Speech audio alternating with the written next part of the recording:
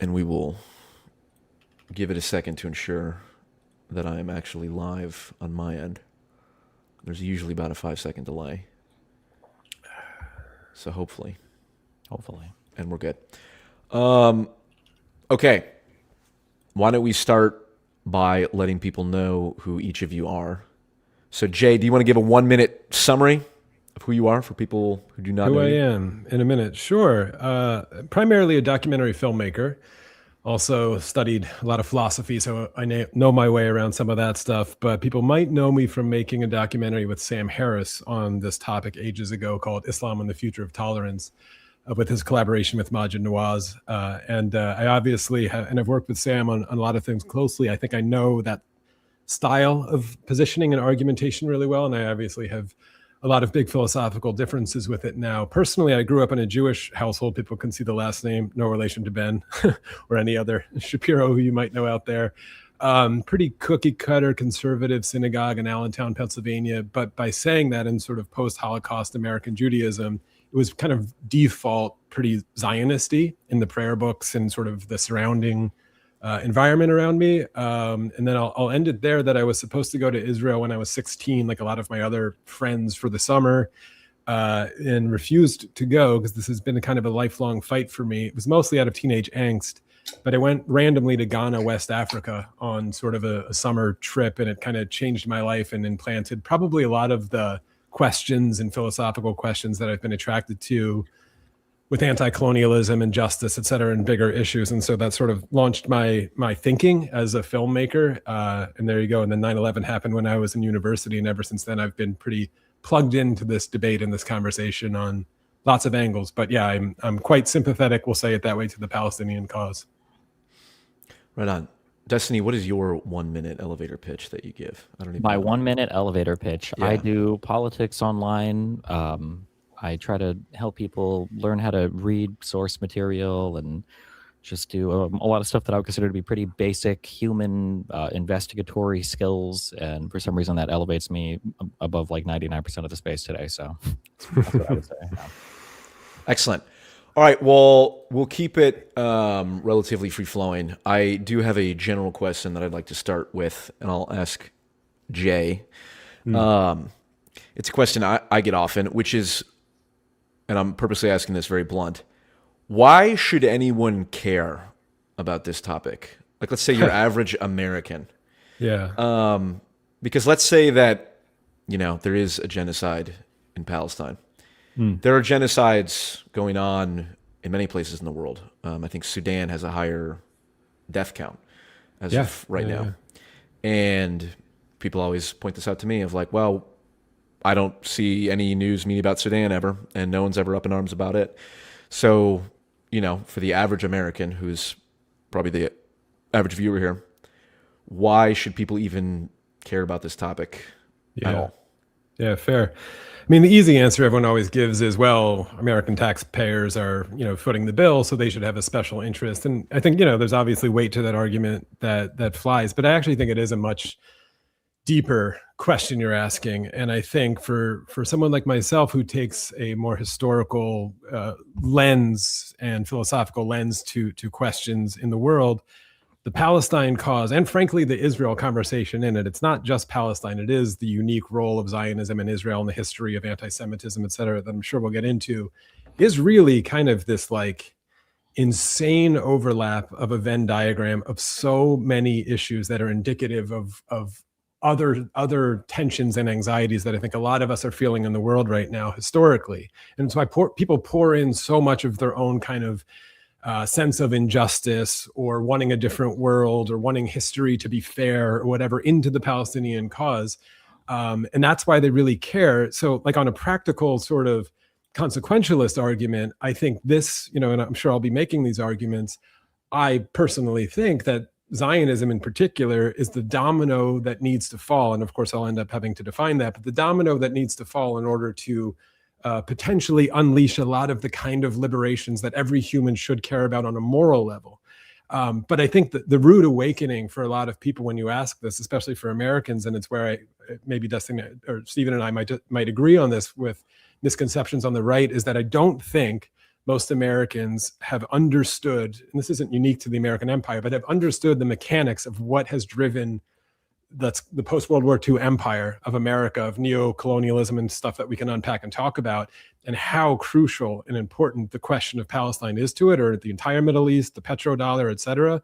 And so it's not, I always reject this notion that it's some sort of anti-Semitic fetish to just care only about the Palestinians because it's the Jews that are the ones who are sort of, looking like the bad guy or whatever. No, it's an incredibly consequential issue and historical pain point that I feel like a lot of people who take this kind of anti-colonial lens that I take view it as this maybe like last bastion that we're still fighting against this wave of imperialism, or it's part of a larger anti-colonial, anti-imperialism struggle and fight, for as messy and bloody as it is. If you view it that way, there's nothing crazy about focusing on this one in particular. And obviously then just from a moral issue, it's horrible, and people should care about Sudan and care about the rest, but there's such an easy, for everything I just laid out, like wide open pathway to run into this one with what a lot of people, and I'm sure Destiny, you'll disagree, or maybe you'll agree, it's such like an easy path for some people to find what they feel is a clean moral kind of cause, which people desire on a deep psychological level. And you might say they're confused about that, or that they have a lot of bad history in their heads, or they're just, they need to do more research, like you said, and you're open.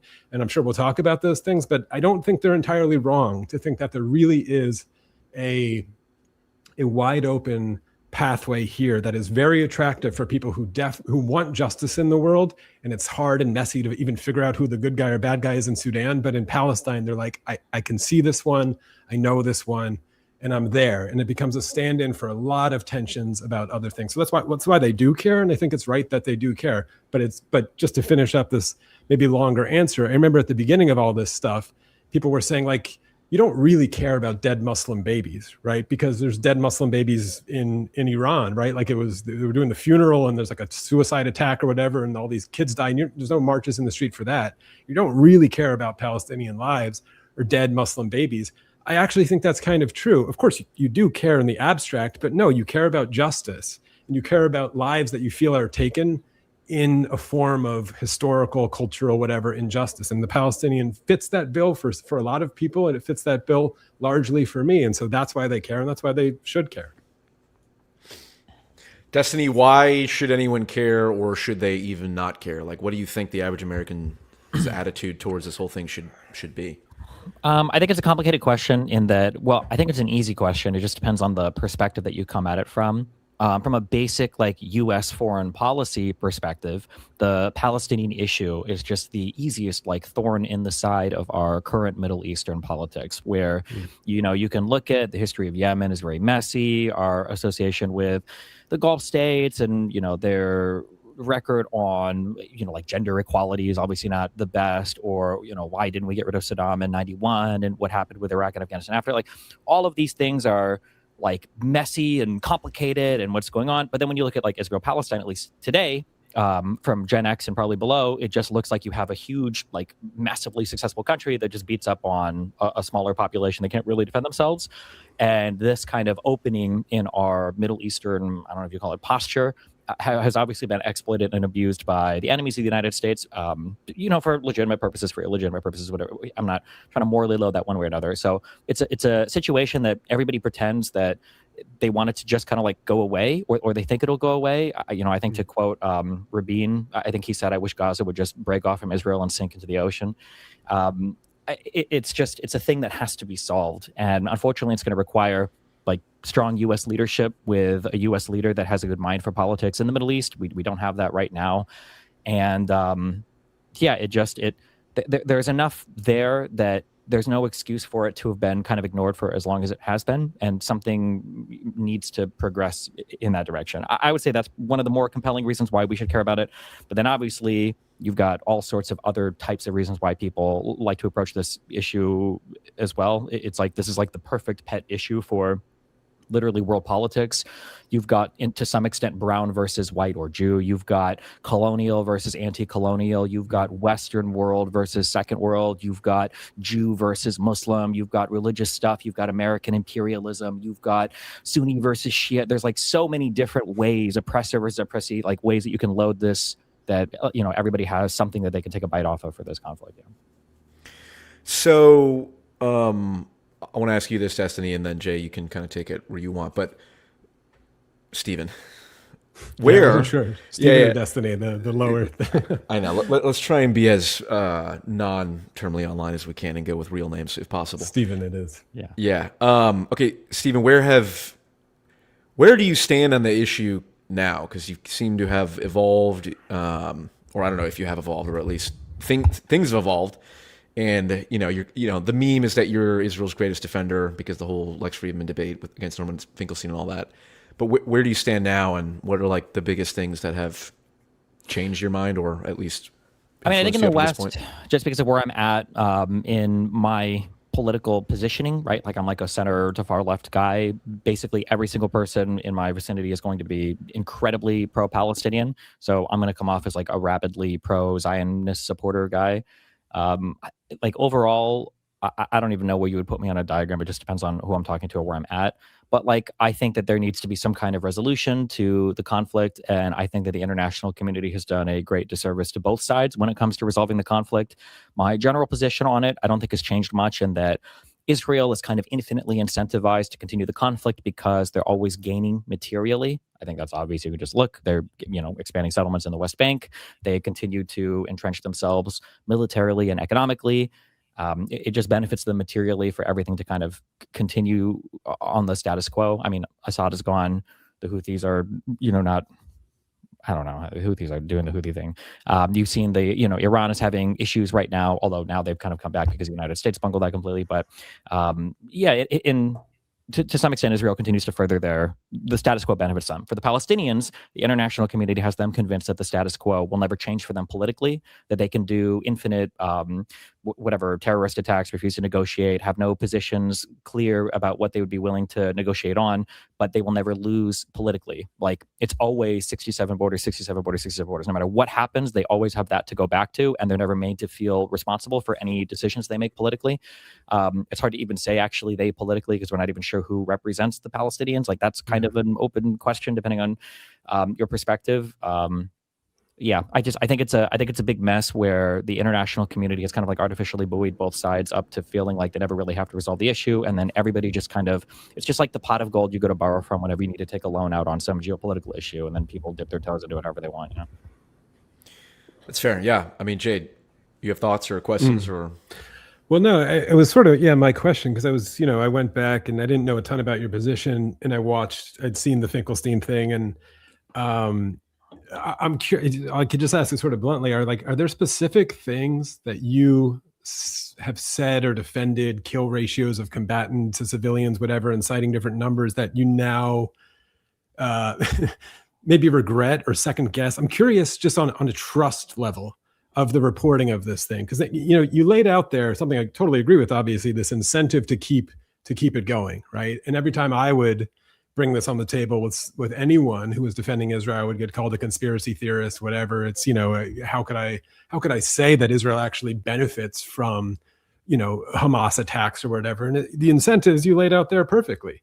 But I'm curious if there's just anything specific that you said in those debates or the ones with Omar from 2 years ago or whatever, that you're just like, Jesus, actually, I'll put it this way, like the blunt depravity of some of the things that Israel is doing has made you just question the source to a degree. Because again, I grew up with this shit, and a lot of my backdoor conversations that people only saw the shitty results of them on YouTube, Coleman Hughes, etc., were basically trying to tell them, like, guys, slow down with trusting the sources from the IDF, etc. I'm curious if you are starting to even yourself be like, Jesus, I can't defend this stuff, and civilian versus combatant death count ratios or whatever. It's like, well, depending on how you slice and count that, you could basically get whatever result you want. I'm just curious. I'll ask you that directly. Is there anything specific that you've defended in the past where you're like, you know what, I don't know if I would defend that today because I just don't trust them anymore?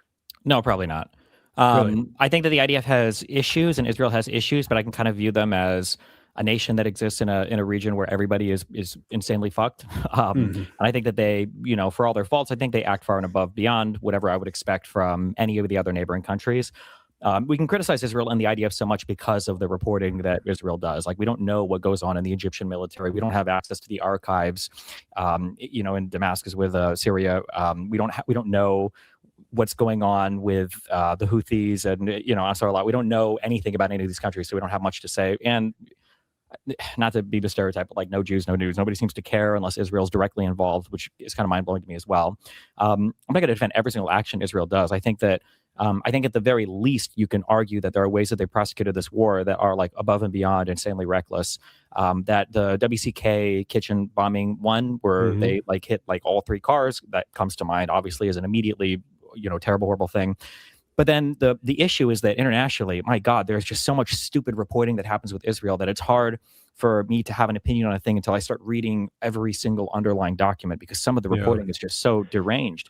The immediate thing that comes to mind was when the UN announced that there were more people in Gaza living under, I think it's IPC level 4 or 5 starvation conditions than collectively every other person around the world added up together. There were more in Gaza for that. And we've heard this starvation story for years in Gaza. You had that, I think it was the Lancet study that like projected 500 or 600, 700,000 deaths would eventually have. It was just like a whole bunch of like really goofy stuff that makes it really hard to understand anything about what's going on unless you really start to read through all the documents. So I think some people kind of mistake my position as like, I think that Israel has done no wrong or couldn't conduct themselves in better ways. The way that I summarize this is like, I feel like the entire world views Israel as this evil nation that will do anything they can to push the boundaries anywhere.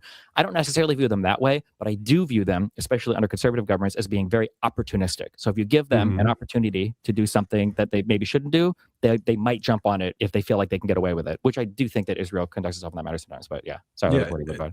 No. That was all good. I mean, I do think there's a slippage in there when in the first answer you're talking about they're incentivized to do it, and then in that answer you call them reckless. I mean, I can nitpick there. I mean, I called this tribal essentialism in sort of my opening forays after October 7th into this publicly, where I think there's this attitude that we assign rational incentives to Westerners or in democracies or the Israelis or whatever. And we tend so we're always looking for that. Like, they're opportunistic, like you said. It's not that they just sort of feel a murderous rage or genocidal intentions to kill the kitchen workers. And I'll bring up a few others that I think are just litmus tests of this. And we don't tend to to allow that kind of consideration for the Palestinian armed resistance or Hamas or whatever it is. We call it irrational, supernatural, murderous, genocidal, et cetera. We just sort of stop there. But with Israelis, we're always looking for, there must be a rational reason for this. There's a political reason under all of this. And I think that, again, it's like there's some things that happened in this, again, and actually we should maybe in the next bit talk about terminology, famine, genocide, all these kinds of ways to use the terms. And I could defend it a little bit, but certain things that happened along the way. I'm thinking of Rafat Al-Rier, if you remember this, the poet, "If I Might Die" poet. You know this story with this Bari Weiss in the tweet and stuff, and it's like I could go through it for the audience who doesn't remember it. Yeah, go for it. This was he was killed in the early days of the war, I think, right? Yeah. This is a poet, Rafat. So yeah, the story goes, it was during the early days when the stories of, babies in ovens and 40 beheaded babies or whatever were kind of everywhere. And again, so for someone like myself who grew up hearing a lot of this stuff, I even knew the sources, Eli Bass or whatever. It was like, I was rolling my eyes. Anyway, it got tweeted out. Rafat retweets it about this babies in ovens. And he retweets with baking soda or without. And Bari Weiss, to her, lots of followers, retweeted it, and he basically called her out, being like, "If I die, it's her fault," with like a target on his back. And he ends up a few days later, after getting phone calls from people speaking Hebrew, gets killed by a missile along with his family. And again, so like, I'm going to go based on the reporting. That's like all I know is he dies, right, a couple days later. And the reporting, it's like from the Mideast Monitor or whatever, is eyewitness reports and quotes. And, I can't verify these things. You can't verify these things, saying it looked like a surgical strike, that the missile went right into his window and he died along with his family or whatever. And I think like that story, and I made an essay called the Rashomon test about it because I was trying to also, because I feel like I grew up a little like Bari Weiss with those stories. And I don't think Rafat knew that making a joke about Jews in ovens, even babies, triggers this Holocaust trauma. And so I was kind of psychoanalyzing, I think, these layers of misunderstanding and horribleness. But for me as an onlooker, you know, all I have is that story. And I think a litmus test is like, what sources can I have to tell you that they killed him on purpose? And what sources can you tell me that they didn't?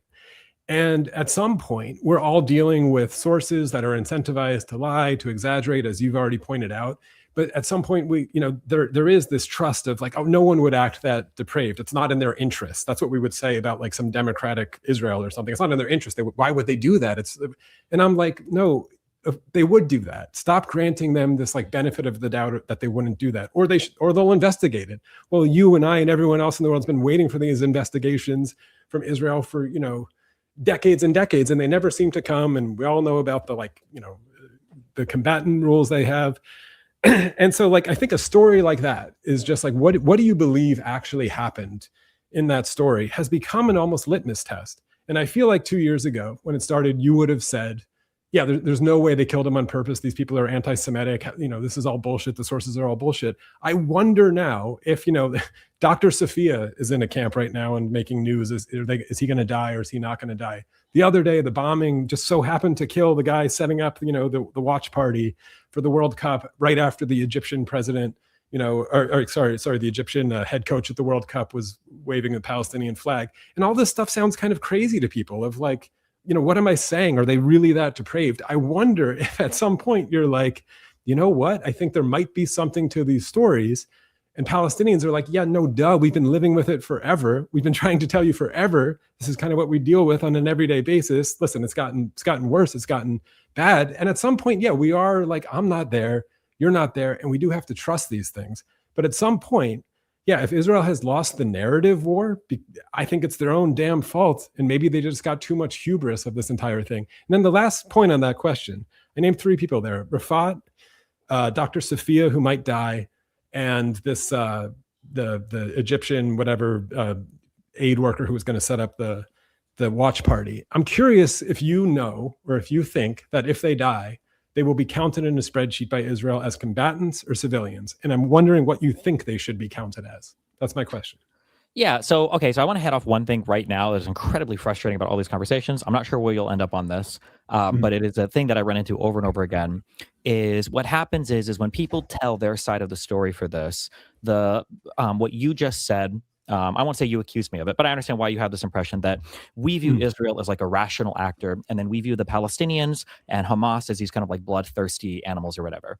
I think that one of the most annoying things about this from a foreign policy perspective and from a foreign policy analysis perspective is that people seem to only have, I don't even want to say compassion, but they'll apply like a rational lens to one side and then like a barbaric lens to the other side. Yeah. So when I look at like the Palestinians today, and this is one of my frustrations with Israel or Jews or Zionists, whatever you want to call them, we had Fedayeen terrorist attacks happened all throughout Israeli history from 48 onwards to 67, and then a bit from 67 afterwards, where Palestinians were trying to attack and get back to their homelands, right? Because a lot of them were kicked out. You go forward, you had the Stone Intifada, where you had a significantly less violent Intifada. You had your Oslo Accords, and the first Intifada is because you have all of these things going on where Israel is making peace with surrounding nations, and it seems like the Palestinians are being ignored. And then they have their first Intifada. You have your Oslo Accords, and then Camp David happens, and the talks kind of fall apart, and the Palestinians feel like they're being ignored. And then you have your second Intifada. And then you come to today, you have your embassy moved to Jerusalem, you have your Abraham Accords, and then you have your October 7th, Al-Aqsa flood, whatever you want to call it. This is it is the most predictable pattern of behavior ever. And it is incredibly irritating to see Israelis or Jews or Zionists be like, I can't believe this is happening. Like, well, of course, any people who are oppressed to some level or who are, boxed into something, of course, what do you think is going to happen, right? This is small, and right now we're on a road where we're waiting for the fourth Intifada or whatever you want to call it, is what we're setting ourselves up for, right? So I do agree with that, okay? But then the problem is that, so all that to say that, was October 7th terrorist attacks and everything, obviously, international rules of war, of course, everything it was. terrorist attacks and everything are very easy to analyze, especially from a Western perspective, because we've never really been in the United States. We don't know what it really means to be threatened, right? We're in the safest country on the planet. We've got oceans protecting us. We've got Canadians to our north, Mexicans to our south. We're a pretty safe place. I imagine that in the Revolutionary War times, I imagine in the Civil War times, there are acts that both sides engaged in that probably would have been considered terrorist attacks, war crimes, or whatever, because you're fighting existential wars of existence. These are what the Palestinians are fighting. Not to say that I think terrorist attacks are okay, but like, I mean, I understand it, right? For the founding of Israel, you were obviously, right, your Irgun, your Lehi, that were, you had your whole King David hotel bombing. Like, the Jews understand it as well. Okay, so all that to be said, okay, so I understand the Palestinian side. But then when it comes to the analysis of the Jewish side, from the people who are sympathetic to the Palestinians, why is it that so many Jewish people, even your famous, they were considered leftward historians like Benny Morris, what happened in the 2000s that made everybody kind of look at everybody a little bit differently? Like, damn, I don't know if these guys will ever live with us, right? For all the attacks that the Palestinians and then the surrounding Arabs have wrought on the Israelis, it seems like there's never any sympathy there for like, well, why did the Israelis feel the way that they do? Why won't they just give the Palestinians a country after they left Lebanon? And then Hezbollah took over the south of that country after they withdrew from the Gaza Strip. And then Hamas became the governing body, and you had daily rocket attacks, right? Okay, all that to say is that both sides have, unfortunately, when it comes to foreign policy, you said you did a bit of philosophy. When we live in the same country, it's so easy for me to say what is right or wrong, because you and I, regardless of how we feel, we at the very least live under the same system of laws. International conflict is a bit harder, though, because you have two countries that could feel fully justified in their warring with each other, and they might be, and it's hard to arbitrate, well, who's actually in the right there, So I'm sympathetic to that. Number one. Okay, so number two, as to the more specific questions of like people who are getting killed, I have a hard time. If you're telling me that like an Israeli soldier shot and killed a Palestinian in cold blood, or shot and killed a Palestinian just because he was filled with hatred or whatever, that immediately is not unbelievable to me, right? A soldier doing an atrocious act or whatever, I can buy that.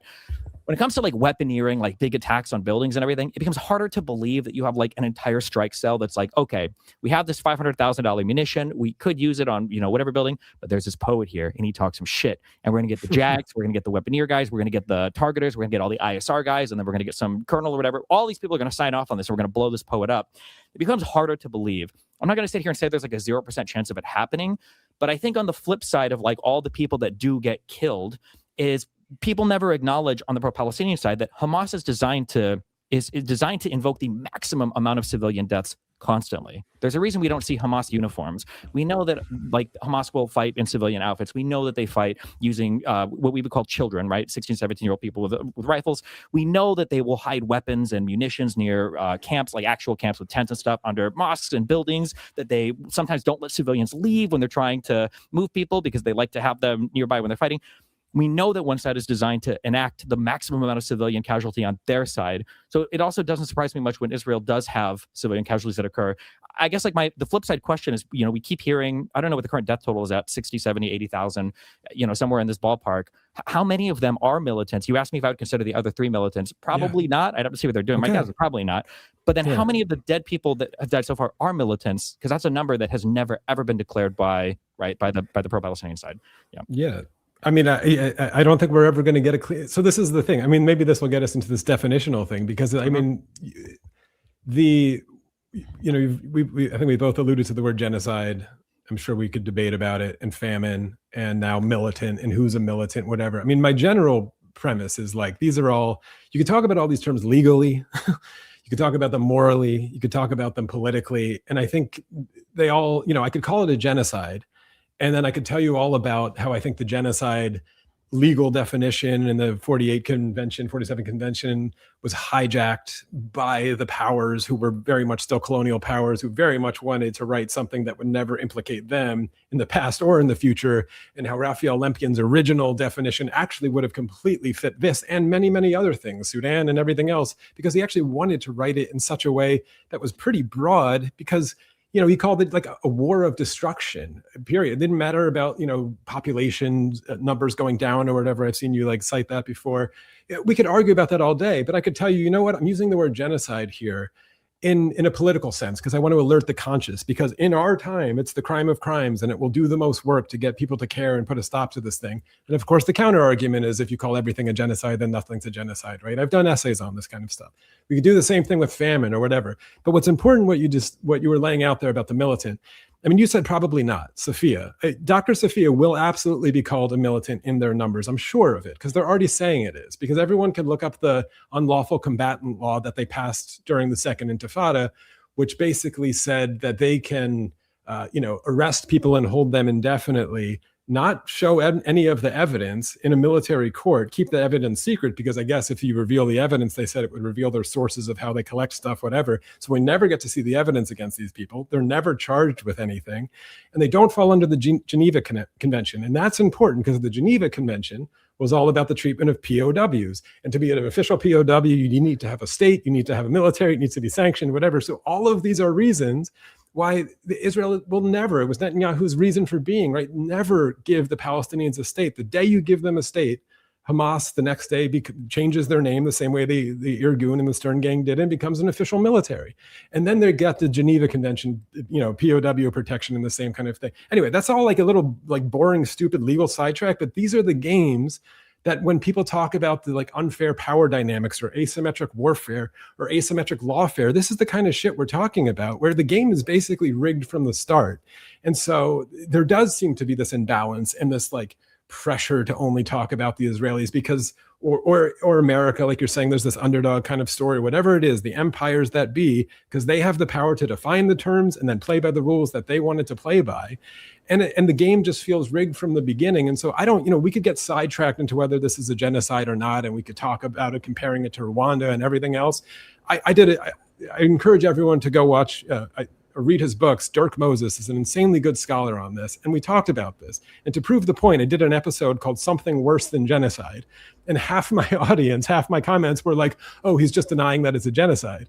And I'm like, it proves the point. I'm like, no, I'm calling it something worse than genocide. It proves that in our imagination, it's just the word that we reach for in our time that is like the most evil thing that you could think of. And so I'm going to sign it to this thing because I'm really outraged. And so whatever, is that like a don't take it seriously or literally, but take it seriously argument? Sure.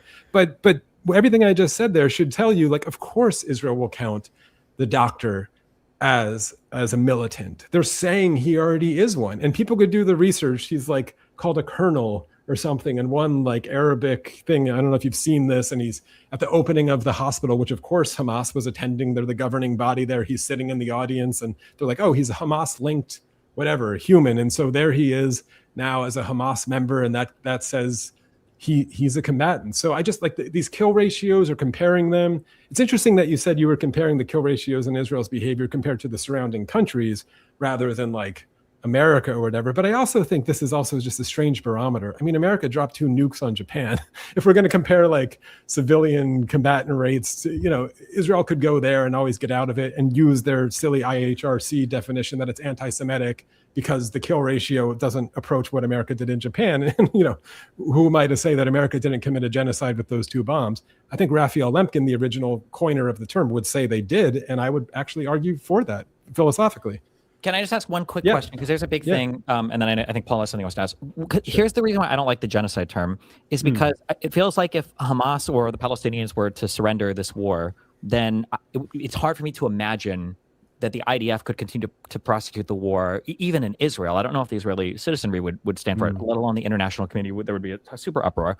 But when you have one side that they held on to those hostages, at the longest possible way through years, while they're still being attacked and they're still obviously fighting on the other side, it's hard for me to imagine a genocide where one side could just like surrender and then the fighting, I imagine, would largely stop. Yeah. What is the difference in your mind between like a genocide versus like 2 countries warring each other? Like, what would a war look like as opposed to a genocide between these 2 factions? Yeah, again, so I'm really convinced and tickled by this concept called camouflage genocide. People will say this is some sort of word salad legal gymnastics, but it was an actual proposal that the Dutch delegation brought in 1947 to the convention to define genocide.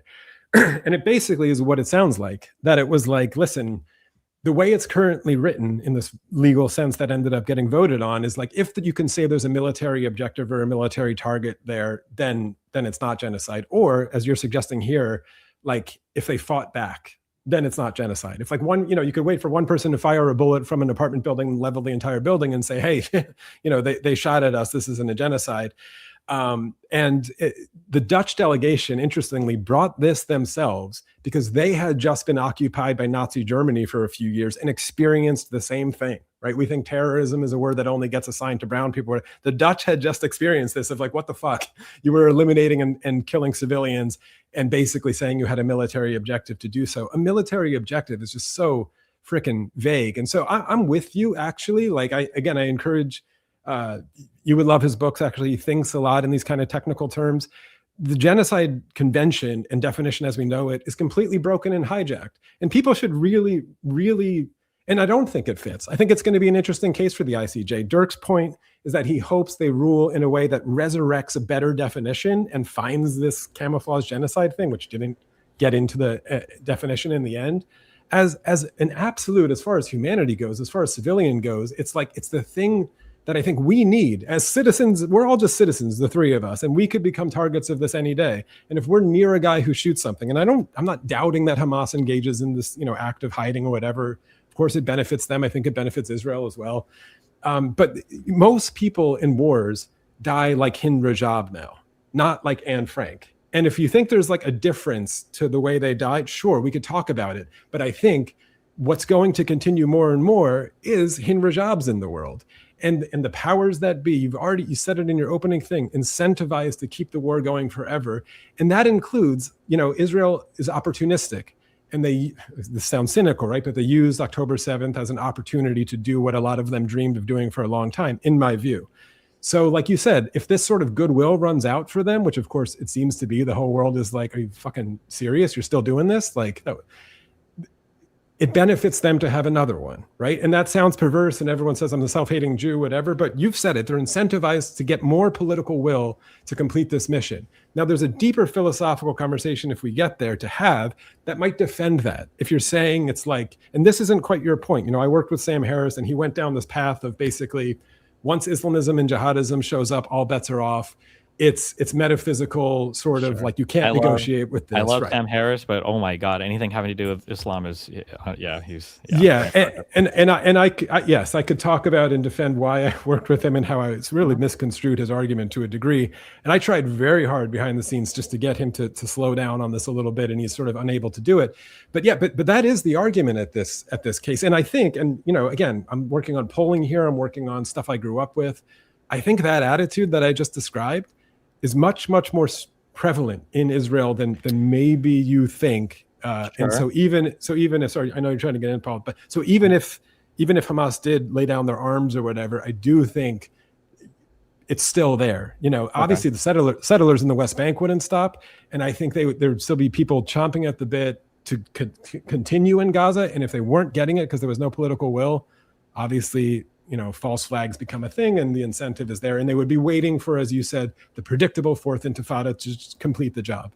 Yeah. Okay. I want to push that more, but Paul, go. You have a thing. Yeah. Well, yeah. And we can tie everything back in at any point. I want to focus on maybe a touch point on the whole issue of, is Israel rational? Is Hamas irrational? Vice versa, whatnot. And this is sort of a fact of the matter question, because one of the reasons I'm sympathetic to Jay's side of the argument is the degree to which I believe that the reporting on Israel sniping children, shooting children, Nicholas Kristof's whole piece about the dogs in torture camps and all that, my understanding is that is accurate. And so, Destiny, what is yours? This is like kind of a fact of the matter question, just so we're on the same floor here. What is your assessment of, like, when people say Israel is shooting children, it's been reported, it's been verified, they're engaging in torture, do you believe that's accurate, or is that just an incredibly fringe thing? Or what is your assessment of that? The torture thing, the dog thing seemed pretty exceptional to me. My understanding is I think that was based off a single anonymous source. I would have to go back and check. Okay, but like the shooting of children, I know that was a very big thing. So this is going to sound so barbaric, okay? But we're in the West and we get to live in these places and it's so nice. But I think we still define children as like 17 or younger. So, I mean, if you have a person who's 15, 16, 17 years old, if they have a sling and they're slinging rocks, or if they've got a rifle and they're shooting, You have to look at the individual examples of like, was this just like a random child that was being shot at by a soldier, or was this somebody who got caught in some crossfire? Was this a child who was walked up and then was slinging rocks with cameras behind him to induce some IDF response, of which we have, for better or for worse, we've seen a lot of that, where, you know, they'll set up the cameras, they've got the medical people right here, and then they send the child up with the sling to try to sling soldiers and induce some kind of fire. I would almost grant it just as a rule. I'm sure there have been some children that have been shot without justification, but a lot of the stories, when you end up digging into them, are a lot less defensible from the, or more defensible, I guess, from the Israeli side, and a little bit more kind of ridiculous from the Palestinian side. But when you dig into the individual examples, usually, but yeah, there's a lot of work to run through a lot of these. Yeah. Is that a fair assessment, you think, Jay? I mean, again, it's sort of my answer from before. At some point, it's a trust and benefit of the doubt question, but I'm looking at the same sources Stephen is. And so I'm sure we're seeing it through a Rashomon type lens with our perspectives and our past.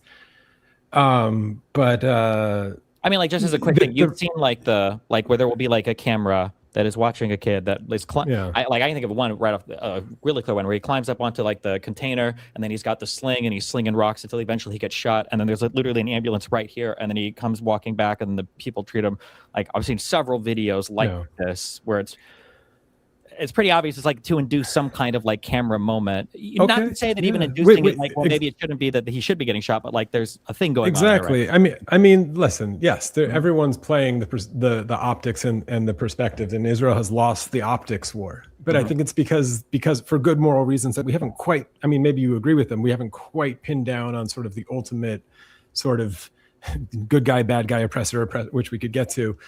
But no, I mean, like, I think it was in the Financial Times or something. I mean, more and more reports of former IDF soldiers who are giving these interviews saying our orders was to shoot anything that moves when it gets on that side of the yellow line, anything that moves. They're not talking 16, 17, anything. They're talking and they're talking about shooting animals too, but shooting dogs, shooting kids, shooting anything that moves, shooting grandmothers. I mean, these are IDF soldiers saying this.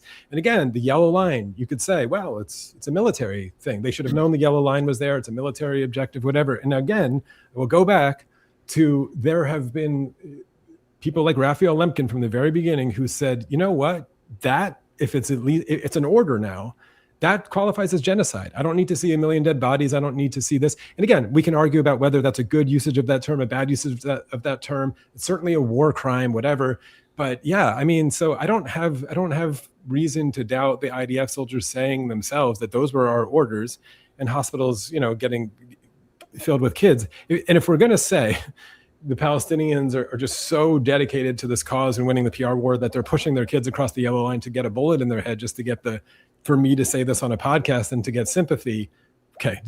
Can you show me that happened once in a million years? Maybe. Sure. Exactly. But you can see it over and over again, right? Yeah.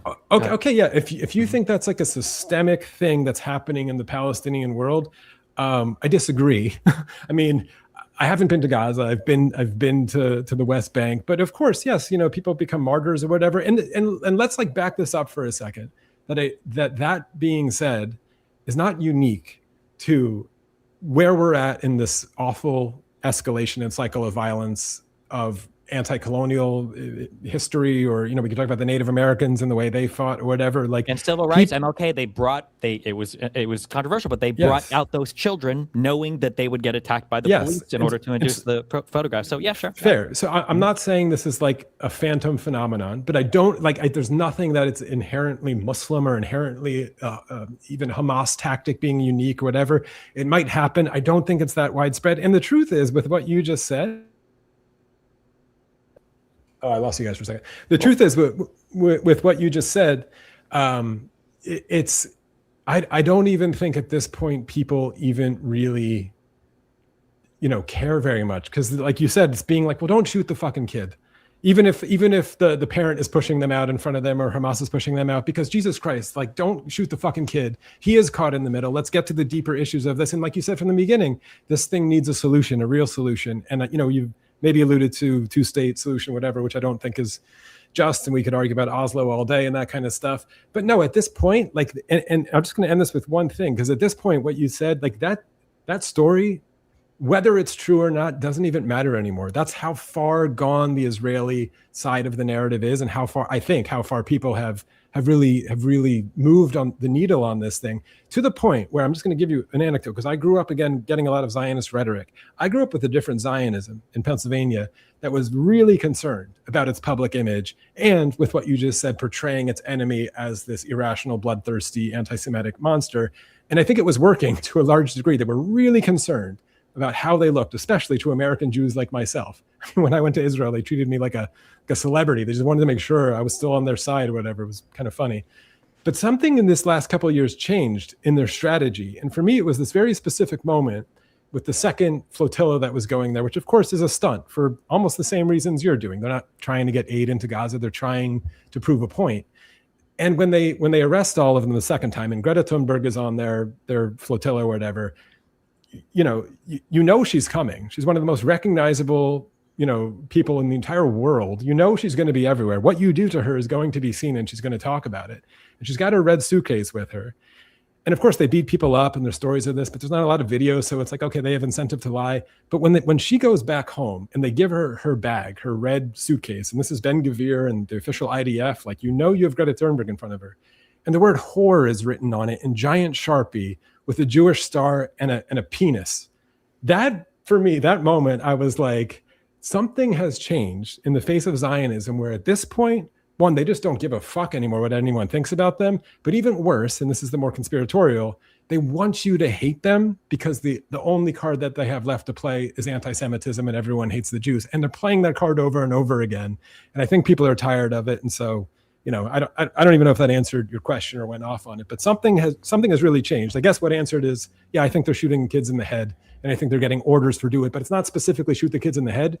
It's shoot everything on the other side of the yellow line, kid or not kid, which is a slightly different intention, but again, might fall under this camouflage genocide definition that I wish would catch on and carry as much moral weight as just the big bad G word on its own.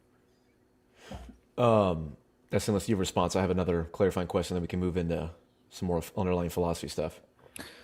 Yeah, I mean, like, my theory on this, having been there, having observed the history a bit, and then having been alive in my lifetime, is I always just feel like my theory is that everybody on the planet, Jews and Gentile alike, always thought that Israel was better at propaganda than it actually was. I think that the founding and then the survival of the Jewish state of Israel, I think, is a pretty inspirational story if you just look at just like the raw facts on the ground. And I feel like that carried a lot of it into the American consciousness, just because Christians have an affinity towards Jews and probably maybe against Muslims, and then definitely against the Soviets and definitely against communism and everything. And so you have your burgeoning, blossoming democracy in the Middle East, and so on and so forth. And then as we've gotten older, there's been this big impression that, like, oh my God, the Jews propagandized us, but their propaganda is failing. I don't think they ever did good propaganda. I think that it was just like the facts of the matter, presented itself such that Israel was a country, that you could admire as an American. And then, yeah, obviously as we've gotten older, now it's just kind of been more one-sided over and over again. I kind of view the history as though the Arabs started off kind of like bad at politics and bad at the military, whether that's because they were, under the care of the Ottomans or whatever, and because all the Jews came from Europe and they were more fighting for their survival and their existence, they just, had to adapt better militarily and politically. But then when the Arabs kind of caught up politically in the 70s and onwards, the Jews didn't really adjust, and they still had their military advantages, and they still had kind of like all of this, goodwill from the West, but they haven't caught up in terms of like, how do you politically message to the West? And I think that the Palestinians, especially under the care of the Soviets, learned that language so much better than the Israelis. I mean, like, the big examples I give of this is like, I think the best piece of propaganda that was made for Israel on October 7th was actually filmed by Hamas, and it was with that German girl in the back of that truck. That was probably the most powerful piece of propaganda that was like helping Israel in terms of people feeling like, shit was super fucked. You've got, after October 7th, 8th, 9th, you've got these Zaka volunteers that are rushing to these scenes to grab these bodies and bury them immediately. And there's a lot of people that are complaining now that forensic evidence has been destroyed. It's harder to prove certain crimes. Meanwhile, for the Palestinians, if there's a beheaded baby or something, a baby gets bombed, I remember watching them, like, they'll shake this in front of a camera to play out a point. Again, not to say, I know this sounds judgmental. You said something about like it's not inherent to them being Muslim. I don't know if you have that impression of me or not. I really don't. Yeah, I don't view any one religion as necessarily being better or worse. And especially Islam is so varied in the Middle East in terms of how, and in the rest of the world. I would never essentialize something, especially to the religion or certain people. But the way that Palestinians have been able to kind of play the propaganda game, I think, has greatly benefited them, such that we're at a point now to where I do kind of agree with you, where you're like, well, it doesn't matter what happened. I mean, I would say, well, of course it matters, but it actually really doesn't matter. You could argue all of these individual points, and at some point, it's actually, and you're correct in that it's kind of on Israel to realize this. You can justify 10 or 20 civilian shots in a row, and you might actually be factually and legally correct on every single one, but who the fuck cares? Bruh, you're a massive country. People are watching you fire, $1 million missiles into refugee homes. Like, it doesn't really matter what your argument's going to be. It's always going to look bad. So, I mean, I'm sympathetic to that. But again, they wrote the laws. Yeah. Just to add to that, and they wrote the laws, so you might be legally covered by it. But it's like, okay. We'll get into that, because that my big issue, and the reason why I hate the genocide word and everything else, is that I think that's where a lot of the issues come into play. Is that, like, is it an occupation? No, it's not an occupation. Oh, so they're another country. Well, no, hold on. We don't want rules of war to apply. We want our military tribunals to apply. So it's an occupation? Well, no. That's a huge problem. I'm going to agree with you there.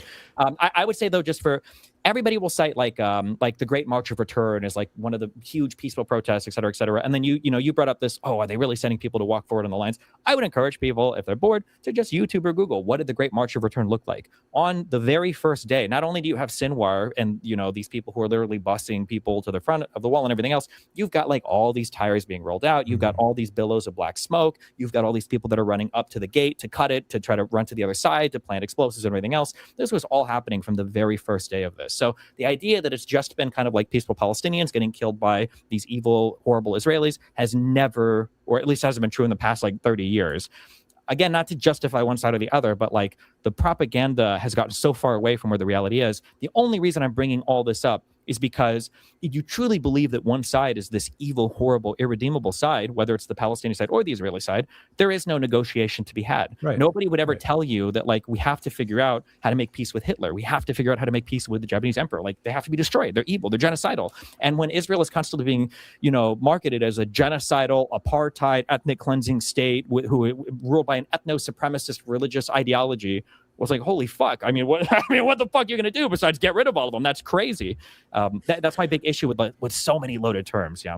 Okay. Real quick, because this ties it in, and then we can cover this topic, and then we can move into some of the more philosophical stuff. Again, sort of fact of the matter question here. This is a specific one that's relevant. One of the key claims of the pro-Palestine side, to put it vaguely, is that Hamas is a creation of Israel and has been intentionally propped up by Netanyahu, by sort of the further right elements. And so all of the moral condemnation people are making of Hamas, you can sort of say this is the result of Israel. And to the point, well, if Hamas is there, then they have no partner for peace, all that stuff. So this is, I kind of want to just, for my clarification's sake, on the fact of the matter question. Jay, I know you've talked to me about Israel intentionally killing the more moderate kind of Fatah members or different party members, stuff like that. I know there's this quote about that Dave Smith likes to point out that, I don't know, Destiny, if you can fact check it, but Netanyahu talks about controlling the height of the flame in terms of Hamas. There's no dispute that, like, Bezalel Smotrich has said Hamas is an asset and all that.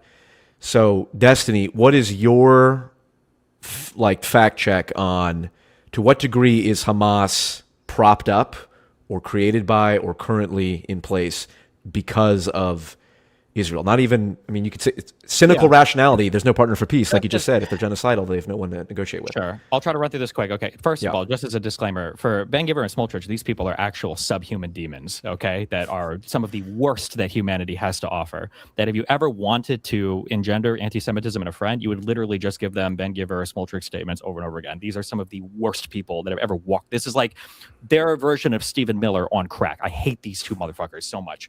But regardless, okay, the conspiracy or whatever the theory is that Netanyahu is shuttling money from Qatar into the Gaza Strip in order to prop up Hamas as this like radical evil government. So people say, oh well, Hamas is actually funded by Netanyahu, and Netanyahu wants Hamas to be there because he likes terrorist organizations and whatever bullshit. This is like kind of true, but kind of not true. The reality is, and it's also one of the reasons why I hate this dual occupation status, is Jay said this earlier, Hamas is the government of the Gaza Strip. So when people say things like, well, I don't want the the Hamas numbers about the healthcare, I don't want the Hamas numbers, they're the government. It's not just a terrorist organization or whatever you want to call it. They're the governing body of the Gaza Strip. So obviously, Mahmoud Abbas and the Palestinian Authority, they don't want to like be sending money over to the Gaza Strip in order to prop them up. Abbas, for all of his interests in the PA and the PLO, they kind of want to see Hamas fails. They have a reason to come in and kind of like take control and then have like unified people.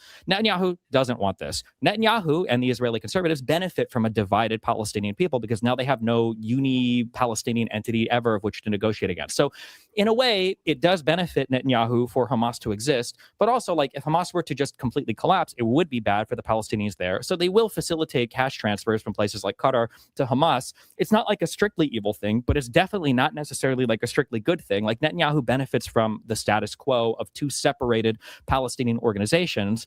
So it's kind of like a complicated affair of things. I will say the start of Hamas was basically Bush in the 2000s was like, listen, the Palestinian people need to have an election. The Israelis like, oh, I don't know how the Palestinians, writ large or the PLO felt about it. They're like, okay, fine, let's do it. They had the elections, and especially through the second Intifada and all of the attacks that were going on, people felt like once there were negotiations being made that I think it was Fatah.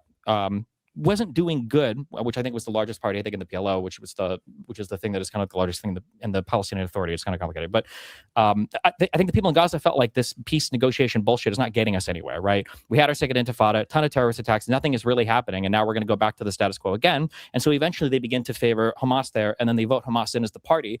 Now, people stop the story there and they talk about how the Hamas was like murdering Fatah members. Nobody talks about this much, but there were actually a bunch of declassified CIA documents. The reason why Hamas started to kill Fatah party members is because they tried to stage a coup after Hamas won the election in the Gaza Strip, and that coup failed. So Hamas killed all of the Fatah people who were part of that coup, and then others as well. And then eventually they became kind of like the governing body in the Gaza Strip. Now Hamas is more radical than the PLO or the Palestinian Authority. And there are different takes on that. Some people view the PA as being weak and feckless. They'll call it like a subcontractor for Israeli security. Other people say the PA represents an opportunity for the Palestinians to have real political engagement with Israel. Everybody hates the PA, unfortunately, for better or for worse. So, I mean, there are different feelings about that. But yeah, so mixed. So yeah, I don't know if that answered directly or not, but that's my feeling on it. Yeah. Yeah, well, JD, I mean, you think that's a fair assessment? I think it was pretty fair. I'm just going to add sort of like a historical comparisons too of because maybe this is where it's going to go next.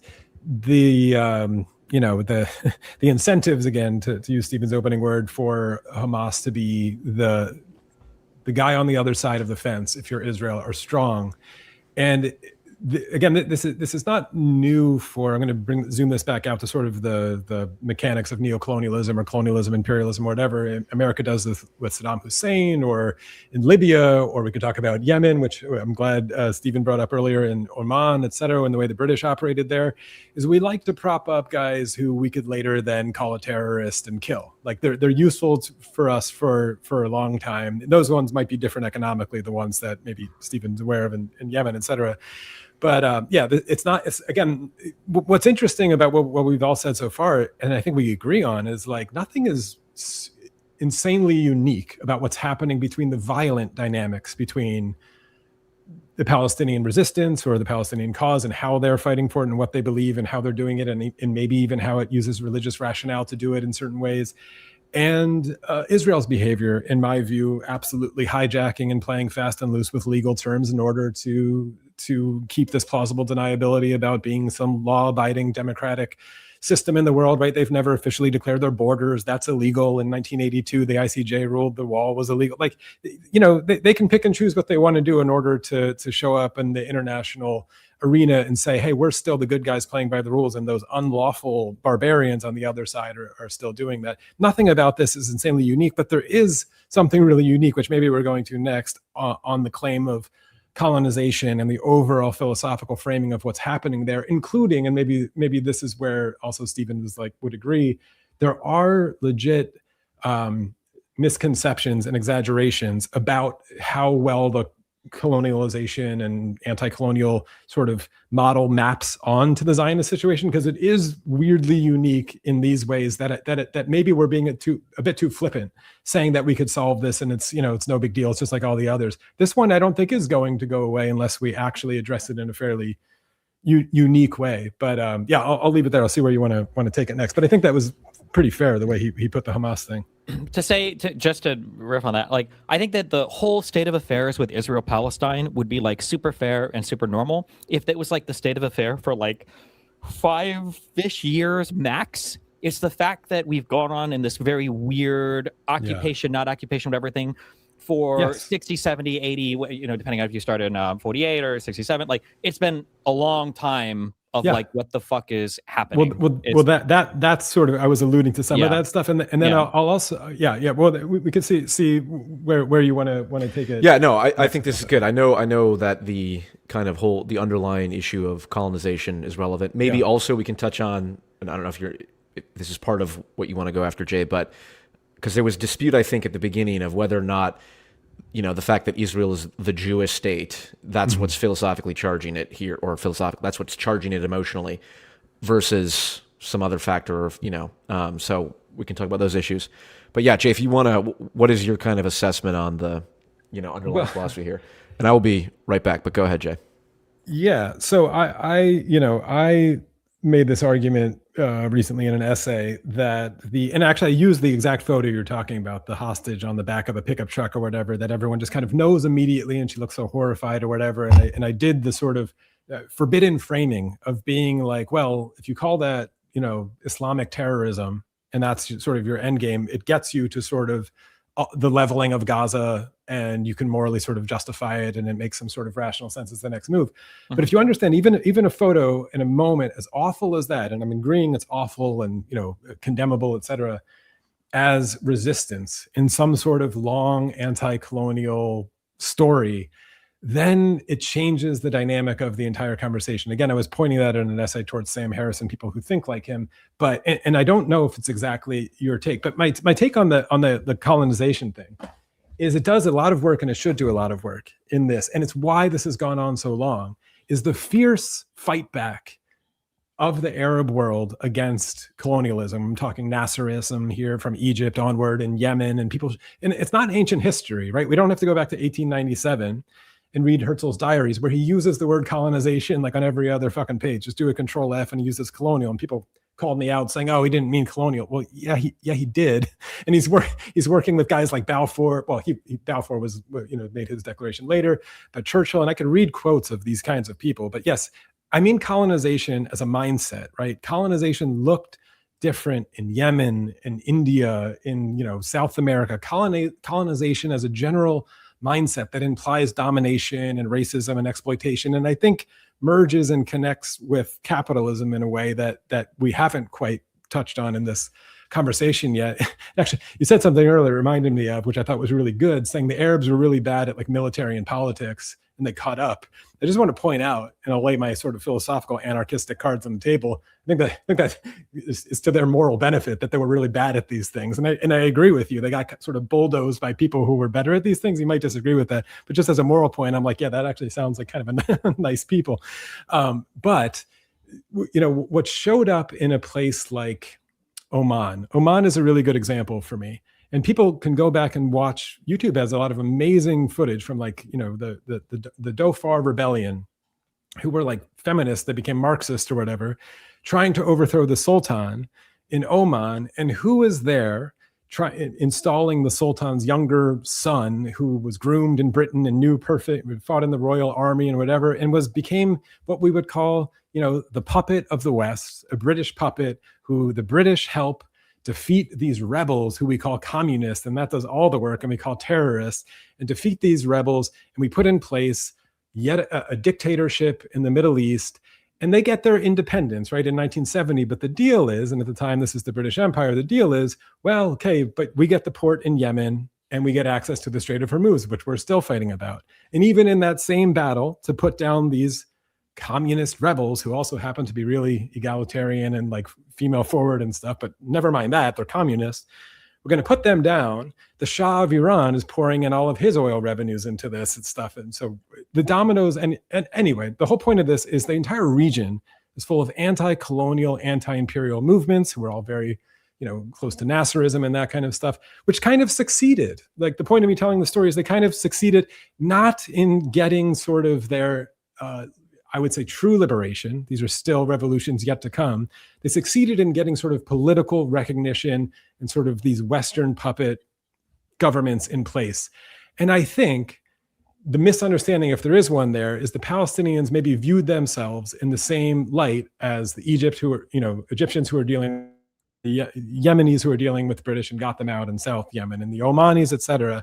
And they're like, hey, we have Europeans here too, white Europeans here too, who are colonists and colonizers, and they are calling themselves that, and they seem to be behaving in similar ways towards us. But it is unique, right? This is the thing that's unique about this one.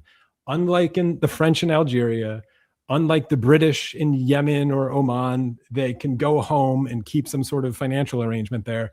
Yeah, the Jews had nowhere to go home to, right? Like, this is the thing that has always been maybe a misunderstanding and a miscalculation by the Palestinians fighting for their liberation, like the PFLP and everyone else, but not understanding the uniqueness of this situation, that yes, this is an anti-colonial movement, and you're not wrong to say so. This was a movement and a project embedded by colonizers from Europe, but it's a unique one because the Jews, as Stephen already pointed out, have this very powerful sympathetic story of the Holocaust and this sort of like right to a place in the Middle East in their mind. They also have this biblical story, which is doing a lot of work for the Christians in America and a lot of other communities. And they don't have anywhere to go home. So how are we going to deal with this thing? And that's why, that's why it's gone on so long. I'm not happy with the resolution as a leftist and what happened in Oman. I'm not happy with what happened in Iran when we're talking about the Shah or the revolution, right? But the reason that we're not even at that stage of things in Israel-Palestine is because this is I think I can't think of another analogy for it. It's colonial, but it's unique. And it's because the Jews have nowhere to go. So they are going to have to figure this fucking thing out. And that's where maybe we argue, we get into arguments about one state, two state solution, whatever. But the whole point of me going on sort of that, like, let's broaden the scope, is that to me, it's crazy when people want to deny the anti-colonial, anti-imperial nature of the resistance and the colonial, neo-colonial, you could call it capitalist empire, whatever, nature of the Zionist project. And I'm being careful there with Zionism rather than Israel, like you said, Stephen, because I think it's Zionism that needs to fall in this regard. And yeah, I don't know if there's anything to parse from that, but until that understanding, so that's all that's to say, and you're right, the details of who's shooting who and is it a genocide and who's doing what are actually all subservient to this larger, deeper struggle of sort of like, what is the morally sympathetic side to this equation? And I think rightfully, since World War II, the world has decided, you know what, anti-colonial movements are morally sympathetic. And I'm not too concerned about how they fight for their liberation, even if it's super ugly and we call it terrorism or whatever. That might be a dangerous thing to say on a podcast or for the West, like you're saying, and it might be really hard to live through, but like, fuck it, that's where we're at. But there is a misunderstanding there. You're not going to push the Jews, whatever, back to Germany or something where I happen to live now. But they're going to have to work it out. I don't think the Palestinians have quite figured out how to thread that needle. Not that anybody has. Yeah, I guess the biggest issue I have with describing things as colonial is, I mean, to some extent, the entire greater Middle East region is like a colonial project, right? Like you've got the caliphates that were expanding, you've got Britain and India, you've got the whole in the 50s, the Baghdad Pact was trying to cut off, communist influence in the region. You've got Nasser and his ideas of this pan-Arab project for a long time. I don't remember the name of it, but Egypt and Syria were a unified country at some point. I think for like 12 years or something. I don't remember what they were called it, but this idea of like colonizing or spreading your influence or trying to take over was kind of like the story of, I think, the Middle East for a long time. And then you had in the 40s and onwards, you had the United States and the Soviet Union were fighting for and vying for influence in this region. When you describe things as colonial, especially today, it's another word like genocide. There's only one Yeah. answer to a colonial project, and that's that it has to go. And then one of the reasons why I don't necessarily like the description, I guess, as colonial is, like you said as well, it's a bit unique in that, like, in Algeria, the French were kicked out, and in a lot of these British colonizer projects, the Brits were kicked out. Where do you kick out the Jews in Israel? There's not like a place for them to go back to. So I don't know, to call it colonial in the same way is a little bit weird. It's also kind of weird when, like, the land they acquired there was done, with a guarantee from the Brits in 1917. You mentioned the Balfour Declaration, but it was after, like, the fall of the Ottoman Empire. So the Arabs that lived there didn't even have necessarily the strongest, like, colonial or territorial claim to the land. Like, the rules and the borders and everything were so much murkier back then, I think, than they are, understanding today, especially. But I would say, like, in the post, like, 50s, after World War II and everything. And I think Israel kind of got caught in this weird place where, Turkey's solution was to kill everybody and to kick everybody out, right? But then, 20 years later, that's not really what you can do. So you end up in this weird world where Israel, like, a lot of people end up getting kicked out. The Arabs refer to this as the Nakba. Not everybody, but a lot of people get kicked out.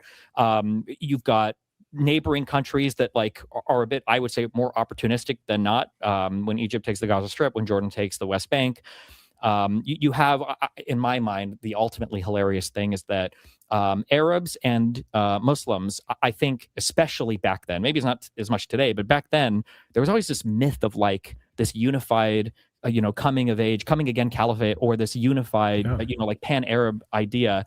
And I think, again, like I said, I think the Arabs started off as very politically behind, but I think they caught it very quickly. And the idea of, like, having your own country and nation was actually kind of cool. You had, King Hussein and everything working with Israel for so long, kind of like behind the scenes. You had everything that was going on in the north, like east of Syria and everything. They were all fighting, for their states and everything.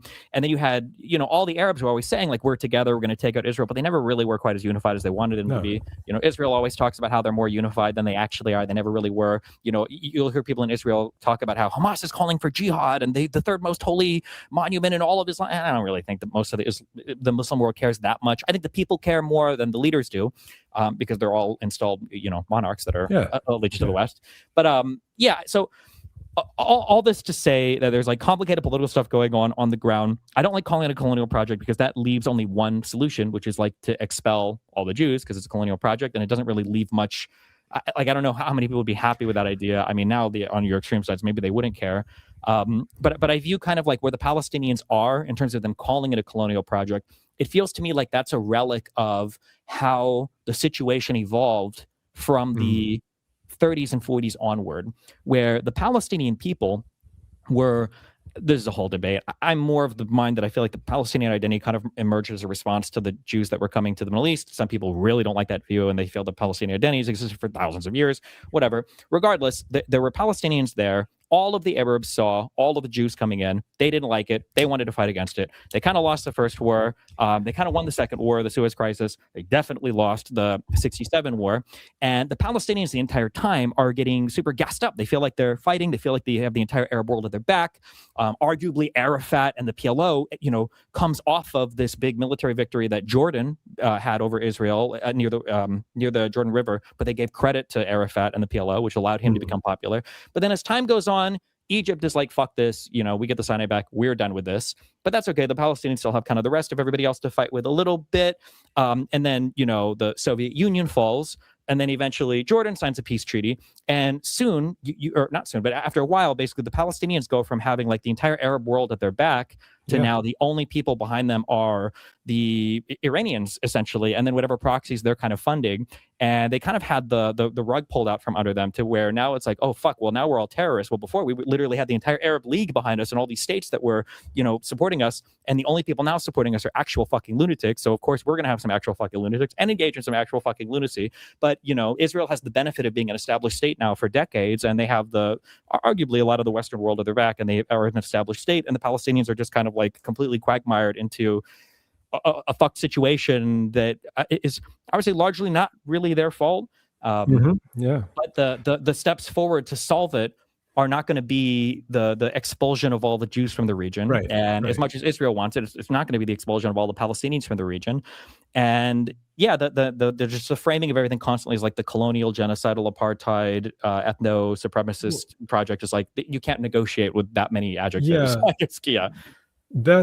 That's a fair concern. And it's why in all of my parsing since jumping into this publicly since October 7th, I still am sticking to the Zionism versus Judaism thing because I do think it does real work. And I think, I don't even really identify as a Jew anymore, but I grew up in it, whatever. And I think that it does a lot of work, the Jews at these protests and the Jews in history who have been fighting against Zionism for identifying it as what I'm calling here colonial. If I could I know this is like just one quote that I have here, but to defend the colonization thing, because I do think, again, your telling was good there, but we tend to tell it through this lens of states and state actors or whatever. And like you said, it was sort of it wasn't as much in the mindset of the Ottoman Empire Palestinian who happened to be farming some land when some, Rothschild showed up with some money to buy it from some absentee owner. A lot of the stuff must have been a little foreign and confusing and a little bit madness for them.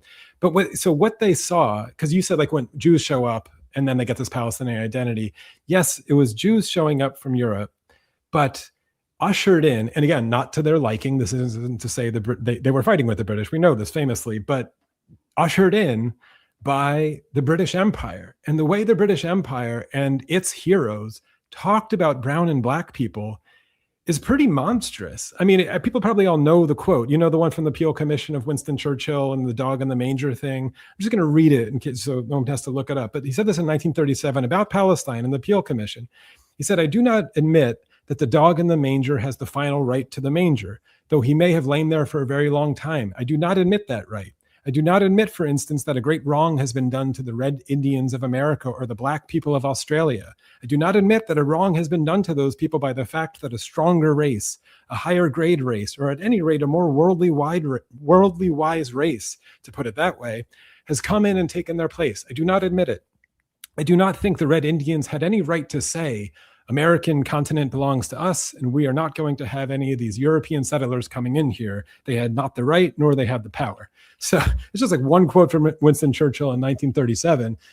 The fucked up part about the quote is the entire thing, but especially also the end of claiming that the Red Indians were saying America doesn't have any right to, or is all ours and we don't want any Europeans. Well, they weren't saying that, but by cycles of violence, by like the 1840s or so, if you're talking about Tecumseh and William Henry Harrison after he gets killed, whatever, they were speaking in maybe more maximalist terms. Cycles of violence and reaching for, we have to exterminate these people. You could find in his language, the Red Indian saying that white people were bred of the scum of the earth, and the red man is the spawn of the Great Spirit, right? This very like maximalist religious kind of connotation where you would say, Stephen, well, that doesn't leave any room to negotiate with them. If you're going to invoke that, we have to eliminate these people, which is exactly what Thomas Jefferson ended up doing, famously a secularist rationalist who eventually got there saying, hey, we tried to work with these people, but they've justified their own expulsion or extermination. And so it's just to put Winston Churchill there, and I could pull out quotes from Balfour himself talking about black people being mentally inferior, et cetera.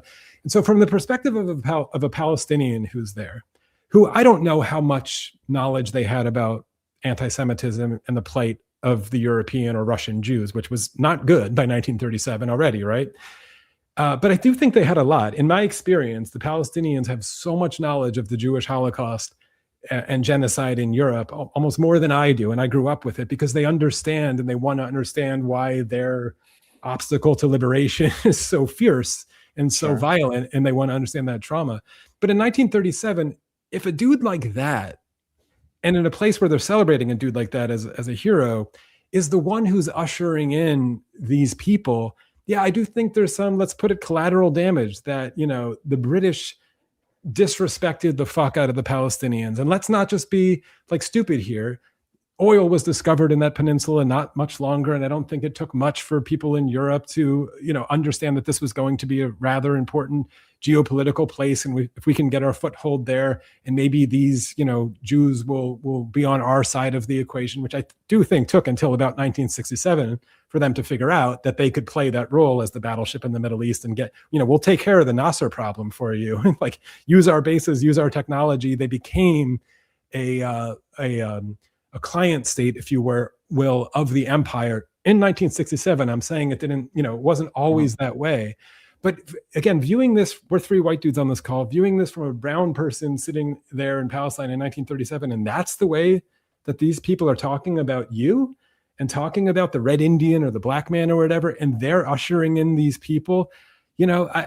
I think that plays a larger role than we think. The British in all of these conversations really skate off in history more than they should. We always shit on the Americans for the tax dollars and the Israelis, of course. But the British made such monumental messes that we all kind of aware of, but really are, I don't know how we deal with that problem. I don't know how it gets into the conversation, but I think we should try to inhabit the mind of a Palestinian hearing this kind of shit. And then just on that one last bit, Jews themselves wanted to go to Palestine to just pray and study and, biblically reclaim the land or whatever. Some of them, many of them early, like Israel Dahan, and he gets murdered by the Zionist when he's about to go back to Britain. This was right before the Balfour Declaration, 1916 or something, if people know this story. And he gets murdered on the street after morning prayers by the Zionists. And he was about to go back to Britain, basically saying, hey, the Zionists are crazy. They're going to make a mess of your project here in Palestine because they hate the Arabs and they want the whole thing, and they're religious fanatics. I think it's important to, if we can still, to parse Zionism in particular as distinct from Judaism as a colonial project. It's the only way, and maybe I'm just finding the only path here, Stephen, but it's the only way I see a path that, yes, when I say Zionism is the domino that has to fall, I am not talking about the expulsion of all the Jews from the Middle East. I'm talking about Zionism as the mentality that I just read, something like that, some attitude like that. Maybe not so malice as Winston Churchill, but some attitude and the actions that go with that.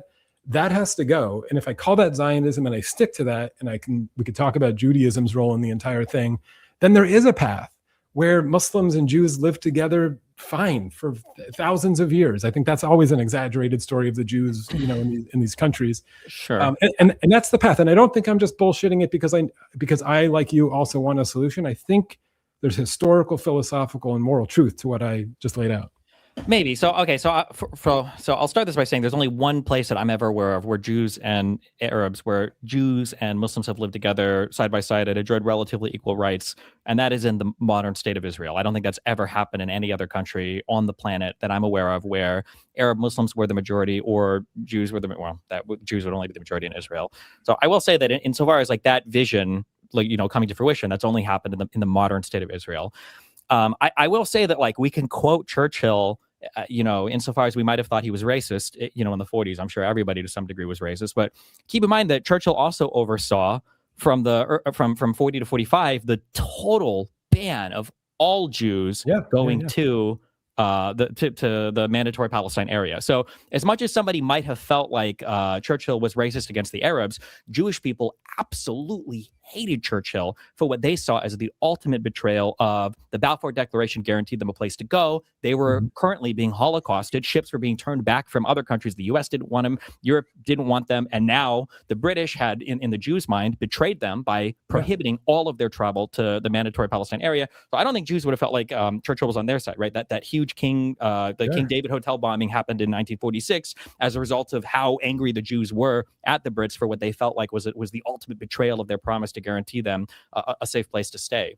And then you also had, from the Jewish perspective, the Mufti of Jerusalem. I think the Palestinian guy I think he literally went to, it was either North Africa or went to Europe to help Hitler recruit people to fight alongside the Nazis and everything. So, I mean, the Jews had their reasons to feel like the Palestinians were obviously against them, and the British were obviously against them. Everybody had kind of these shifting, because everybody's trying to figure out where things are going. The Palestinians at one point are kind of working with the Nazis. I believe it was the Leahy at one point considered working with the Nazis in the pre-Israel, in the Yeshuv or whatever. So yeah, all these things were shifting, but I don't think that it was ever fair to say that like the Brits were clearly favoring one side, and therefore, the Arabs had their grievances, that the British were exclusively favoring the Jews, even though that Balfour Declaration maybe kind of felt like it, which was kind of unique to the Mandatory Palestine area, to be fair, right? You see every other country around you that's kind of like setting up, they have their monarchs, they're getting their country, but for some reason a bunch of Jews are coming to only your place. I mean, I'm sympathetic to the fights there. Like, I would never say that the 47 Civil War or the 48 Arab-Israeli War, I don't think I would ever say that was unjustified from the Arab side. I would just say that they lost, and then you kind of have to deal with the realities as you go from there. But I don't know if I would condemn the Arabs for wanting to fight that war any more than I would condemn the Jews for that being a war of existence for them and them wanting to survive there. Past the, I guess, like past that, I also don't view the Jews as being necessarily super ultra religiously driven. I know in 67, I think that starts to become a much bigger thing when that West Bank comes under their control, and then it feels like they've had this heroic win from 67 onwards. I feel like the labor Zionist movement was one of pragmatism, and it wasn't necessarily religiously loaded. That you mentioned the Churchill quotes coming off of the Peel Commission. I think the Peel Commission was probably the first time, because they kept surveying all the people to see what was going on, and the Peel Commission was the first time where the Brits started to realize, hey, shit is fucked, and I don't think these people could probably live together, so we might have to consider two separate nations. So it's not surprising to me that the Brits had so much frustration. For what I just said about them fucking over the Jews from 40 to 45, they also fucked over the Palestinians from like 36 to 40. In terms of them like cracking down hardcore on what they saw as a lot of Arab Jew violence, which was happening. In response to Arab violence and Arab Jew violence, I think the Hebron massacre was like 1930 or something. You go back and forth on the different massacres from both sides, because these people are obviously not getting along with each other. It's a messy history. I don't think there's like a clear like good guy, bad guy. I'm sympathetic to why both sides are fighting here. I understand that Israel kind of emerged as the victor. They didn't clear everybody out like other states kind of did in the past. And so then you have kind of this residual, Arab population, the Palestinian population, and then nothing has ever been figured out in the next 80 years in terms of like what has to actually happen. And then we're just living with kind of like that today, where nothing is being pushed onto either side to say like, hey, like you got, like, I think the probably the last time was the Taba summit, right, where both sides really had to come together and kind of had a discussion to figure out what was going to be going on. But I think once Clinton was gone, you didn't really have a U.S. president that was pushing both sides to negotiate, and then now we're just kind of stuck in this no man's land of nobody. I don't even know who the Palestinians are supposed to negotiate with. But I don't think that, I mean, like you talk about the abolition of the Zionist project. Do you think that there is a realistic path forward where, however the conflict ends, do you think there's a realistic path forward where you don't have a Jewish majority state? Real quick, before you answer that, Jay, you can answer that. Just time check. I want to keep it to maybe 10, 15 minutes or so. We can, if people have questions, we can take super chats at the end. I have some questions. And we'll just try to keep the whole thing under 2 hours. But maybe 10 more minutes on this. But Destiny's question, Jay. Because it seems to be like the biggest thing where people talk about this, and it's like, I don't think there's any path forward without that. But then obviously some people consider that a deal breaker. So I mean, so the one thing is, listen, I'm not going to get into like ancient history stuff here, but I do think the no Jews have like lived peacefully alongside Muslims as a minority is overstated. I think people should look into Iran hiding Jews during the Holocaust and being a part of that, and feeling like they got their bags backstabbed after 1945 is a part of that story. But I'll leave that a little bit beside, because that's for different historians. But I do think it's overstated. I maybe call me an optimist. I think Muslims and Jews can live together just fine. And the point is, I don't think Muslims and Zionists can live together just fine. And so with everything you just said, Zionism is not, just as a quick thing on that. Every Muslim is technically, especially back then, is like their form of Zionist, though, right? Like the Muslims have to live in a world that is a Muslim government, and the Jews are living where they pay jizya as like a second class. I mean, I think that's over. I guess Zionism, I'm still linking to this colonialism mentality, like Islam is a colonialist religion, right? Muhammad was a guy that fought to expand the borders, and the caliphates were colonialist projects that took. There's a reason why it expanded through. So yes, I'm using colonial in a sort of a capitalist sense, and sort of I am using it in a Euro sense, and I think yes, I'm not using it as just sort of general conquest. I hate those kind of retorts being like, oh, the whole world was drawn by conquest and savagery and maps or whatever. I am using it in this very specific, the way the world map looked in the year 1900. 1897, when Theodor Herzl starts pitching Zionism in his book, the way the world looked and the way the world map looked, I'm calling that colonization. Let's just like freeze that moment and call it Euro-led colonization or whatever. And that we are very much, not to say that there wasn't bad things that happened before that involved conquest and exploitation and slavery, blah, blah, blah, blah, blah. But I'm calling that the peak of whatever this thing I'm calling, which I do think was a unique sort of industrialized engine of exploitation. I'm talking about Africa. I'm talking about West Africa and the Pan-African movements from Kwame Nkrumah onward, when he wrote Neo-Colonialism in 1965, sort of putting his finger on still that we're in this process of a world that is breaking that map apart. And it's very violent, right? We all live our lifetimes, day by day, and we'll live our 100 years or whatever, and that'll be it. But history has a longer scope than us, and that's a blip in a radar. And we are very much still in the crumbling, the deconstructing of that very overtly Churchill quote in action colonized world. The way the map look, it's still breaking apart in all of these kinds of ways. And I'm not the first one who's made this case that it seems like as the world breaks that apart, which I do think we're on that track, and it's really violent and it's really messy, but I do think it's happening, like it or not, it's happening. Zionism was this one stupid project that was going in the other direction. And it's why it also, back to your very first question, Paul, of why it's this lightning rod for such like, holy shit, like you're going that direction with this thing. And it is a unique one for all of the ways that we just talked about. So when, and you alluded to their labor Zionism and other forms of Zionism, and I grant all of that, kibbutz Zionism, there was communist Zionism, all kinds of stuff.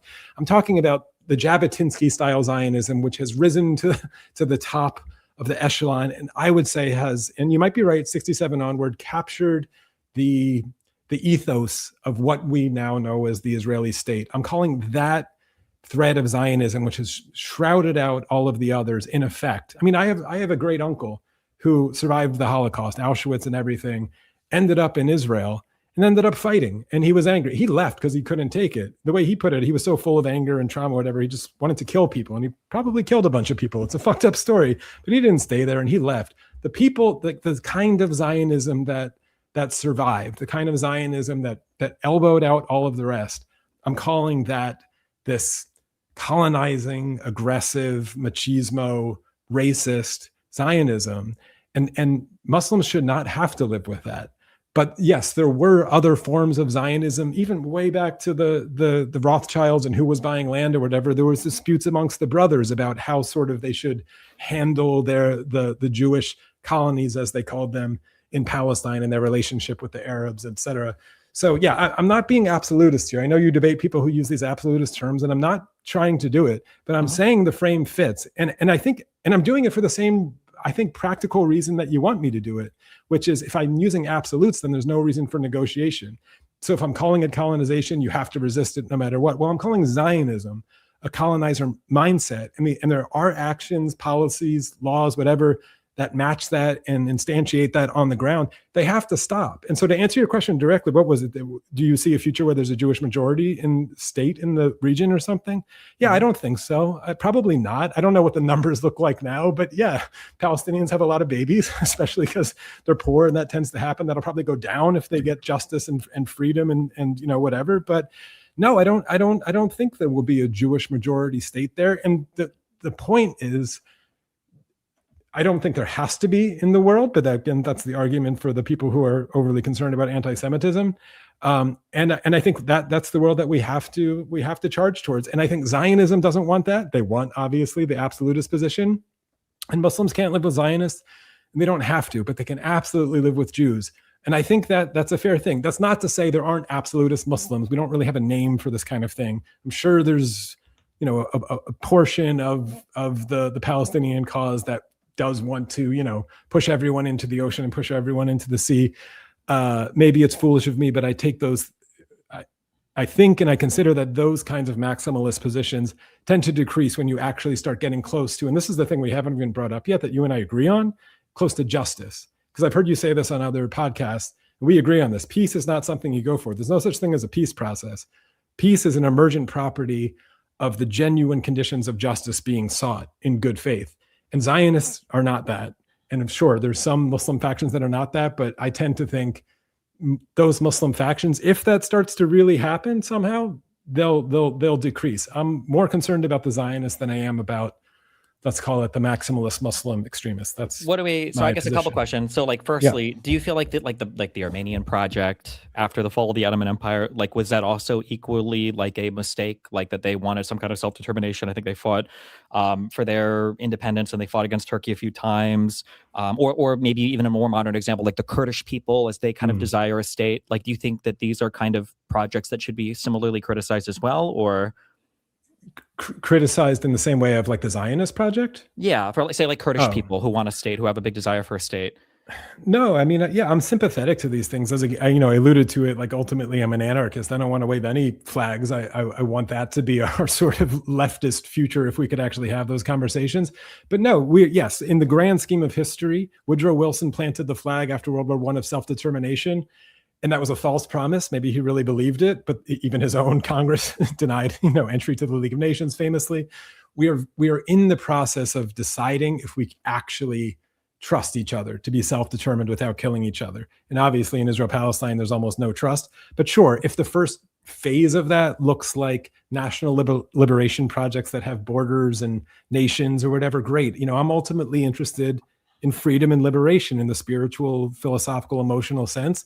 And like you said at the start of this, the Palestinians have been denied that in the political sense. It could be exaggerated by religious stories, of course.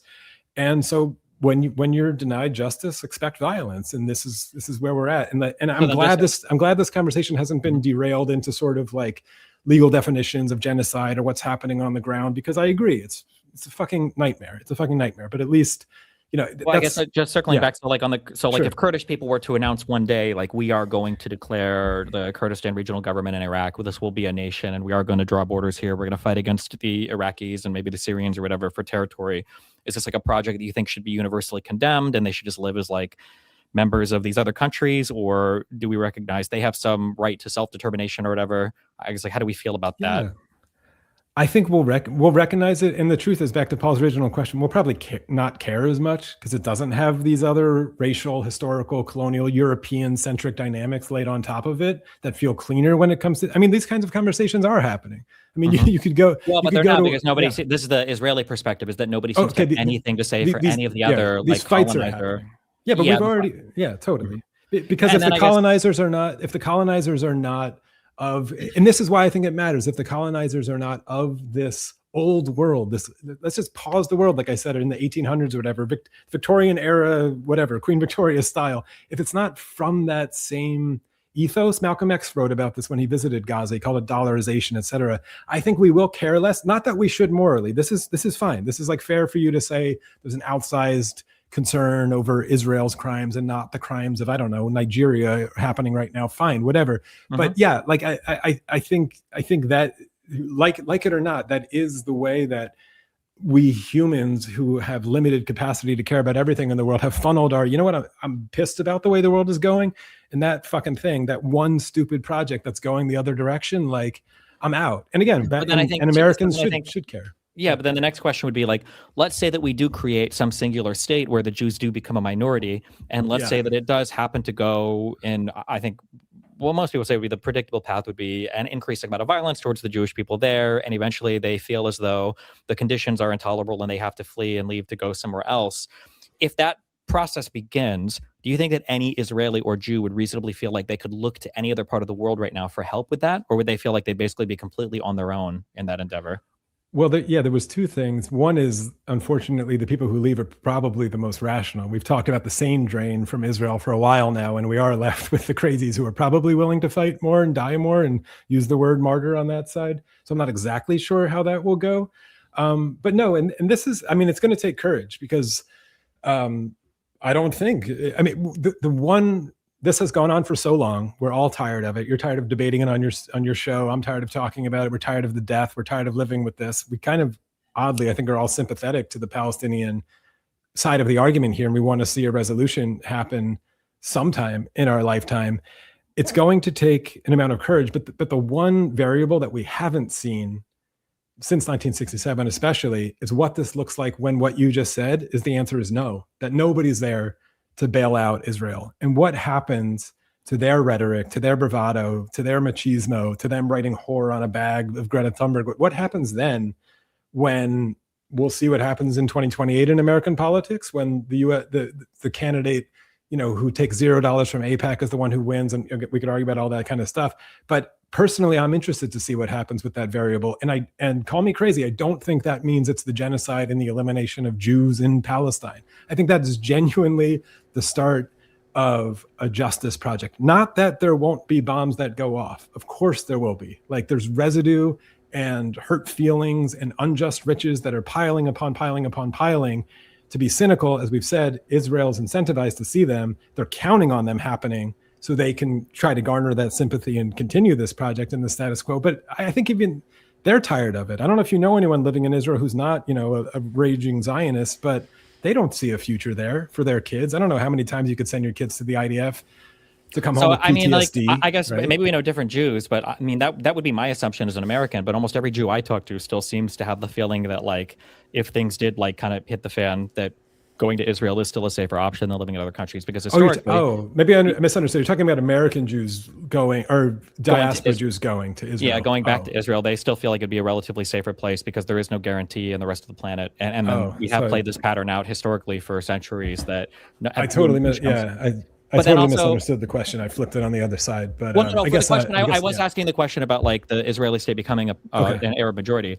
I feel like that answer that you gave, I agree, it's an honest answer, which I appreciate, but I don't think that that's good enough for any Jewish person to feel safe, where it's like, you're asking for bravery, but it's really just bravery from one side. Arabs, Muslims have 60, 70 countries on the planet already, and you're looking at the one Jewish majority protected state to give up its Jewish majority protected status against a people who elected Hamas, who are surrounded by Hezbollah, the Houthis, Iran, who, it's like, that's a big ask. I'm with you. I think if they study enough history, history can be both radicalizing and comforting in the other way. Where is the comforting history ever for Jews and Arabs to feel like Jews can live? We have to eliminate this kind of like essentialist that Jews and Arabs can't live together. But obviously South Africa, people point to whatever. But otherwise, the history is not comforting. It means you better complete the job and complete a genocide. You better do the Samson Project, which I don't think anybody is eager to do, except for the hardest core Zionists. I don't think they have a choice. They could have chosen the Uganda scheme, which we could talk about here. I mean, there were some Jews, including Herzl himself, being like, guys, maybe we should take that one. It seems a little safer. It seems a little cleaner. And it wasn't like a huge issue, but it was a little bit of one for the Zionists saying, we just want somewhere safe to live. Jews just need somewhere safe to live. But they're like, actually, but we want that one right there. It's why it is a bit of a religious desire to reclaim the land. You could say it's a secular one. It's also, you could say religious, but it's also historical as well. There were real ethnically Jewish people that did live there a long time ago. Now people like to select where they pause the time frame on who colonized who or whatever. I mean, you see my last name, and if people are going to claim, I do have a birthright. I could go get citizenship tomorrow in Israel. When I showed up there, they asked me my bar mitzvah portion. If you wanted to count, if you're saying like the expulsion of the Jews 2,000 years ago or something like this from the Romans, like if you say my great, great, great, and then say it 77 times, my great, great, great, I won't do it here to bore everyone, grandfather may have lived in Israel, so I'm indigenous and I have some right to it. Like, it's getting to be an absurd argument. Ultimately, it was a spiritual connection to the land. And you could say there's practical reasons for the Zionists to choose that one. But it was sentimental and it was religious ultimately. And it's, they made their bed. I mean, this is like a cruel way of saying like the Zionists made their bed. And I agree with you. They're not, Jews are going to have to live there. They're going to have to figure this out. But they're the ones who are going to have to show more courage. And I just want to point out to any Palestinians watching this, they hear that in a kind of callous way of being like this guy Stephen saying the Jews are the ones who are going to need to show courage. Like, Jesus fucking Christ, look what I have to live through every day. Like, no offense. I think the Zionists and the Jews in Israel are going to have to buck it up and get through this a little bit. And here's the hopeful part. You could call me crazy. I think they'll be surprised. They'll be surprised at the power of love and forgiveness, even in deep, awful sort of situations. If you wanted some comfort from history, look at the Truth and Reconciliation trials, or look at in Rwanda after the genocide, the trials people had. The power of humans to sort of seek justice. Again, this is where you and I agree. When they sense that that is a genuine invitation from themselves and from someone else, they tend to take it and not blow themselves up on a bus. That's all I'm saying. But it doesn't mean there won't be some. There won't be some. To happen at the end of like a complete and total annihilation of the other side, and a recognition that the other side has been annihilated, and that they're let's hope that doesn't happen. Okay, I have a few questions. If people have questions, I can field some from chat, but I have a few myself. Destiny, I'm very pleased when you said that Ben Gvir was a subhuman demon and all that. I've been, it's music to my ears because it's true. Benny Morris, in his interview with Coleman Hughes, I don't know how many years ago it was now, said, very clearly pointed this out, the demographics in Israel are overwhelmingly favoring the religious fundamentalists, like the Ben Gvir type people. Mm-hmm. So that seems to be the direction that we're moving towards. So 5 or 10 years from now, we're dealing with now a country that is majority, literally the religious nut job kind of extremists that, you know, we say, well, we can't negotiate with because they're crazy and all that. Yeah. So let's say Benny Morris's prediction is accurate, that Israel continues to move in the Ben Gvir type people become prime minister, and that becomes the dominant part of Israeli society. What do you think is the proper way to deal with that, like from the United States perspective, like from a foreign policy perspective? I mean, like, I would argue that like I said, I think the international community has just done a disservice to both sides on this. If you are Israeli, I mean, I think they are pushing for some form of separatism to separate from the U.S. I think they'd be happy to kind of duke it out on their own without having the U.S. constantly babysitting them and telling them what they can or can't do in terms of their military conquests. I mean, like, if the rest of, like, there's never going to be a capitulation from Jews in Israel to form an Arab majority state. The history doesn't support that. The modern day doesn't support that. Like, there's just no sane, like, even for more moderate Jews that would be okay with living in a Jewish minority state ruled by Arabs who have, I say historically, but over the past, century, there's been a constant war with them. So I mean, like, I see the religious majority, or I see these, like, the more religious, the more, Middle Eastern descendant Jews are kind of like breeding more and more and taking over the West Bank more and more. It's unfortunate, but I mean, like, that's much the same that I understand where October 7th comes from. I also understand why, modern Jewish people in Israel are being pushed in that direction as well. So, I mean, yeah. I think the only solution, I've said this before, the only solution is you need a foreign leader to come in and do this, but they have to basically take the Jews, like they did with like Tabba Summit, basically. You have to take the Jews, you have to take the Arabs, and you have to sit down and you have to say, we have to figure something out, and both of you are going to have to give something that's very painful up, that you don't want to give up. On Jews, it's going to be some form of land swapping and East Jerusalem potential negotiations on giving that back. It's going to be some kind of negotiation on those grounds. And on the Arab side, it's going to be some type of actual concrete talk about your right of return, because they've never put on the table any amount of people coming back to Israel proper that they'd be okay, solidifying a number on. It's always left as kind of like this infinite in the air, 5, 6, 7 million Arabs should return to Israel proper. Yeah. But without anybody like pushing them to that, the conflict just kind of continues on indefinitely. Yeah.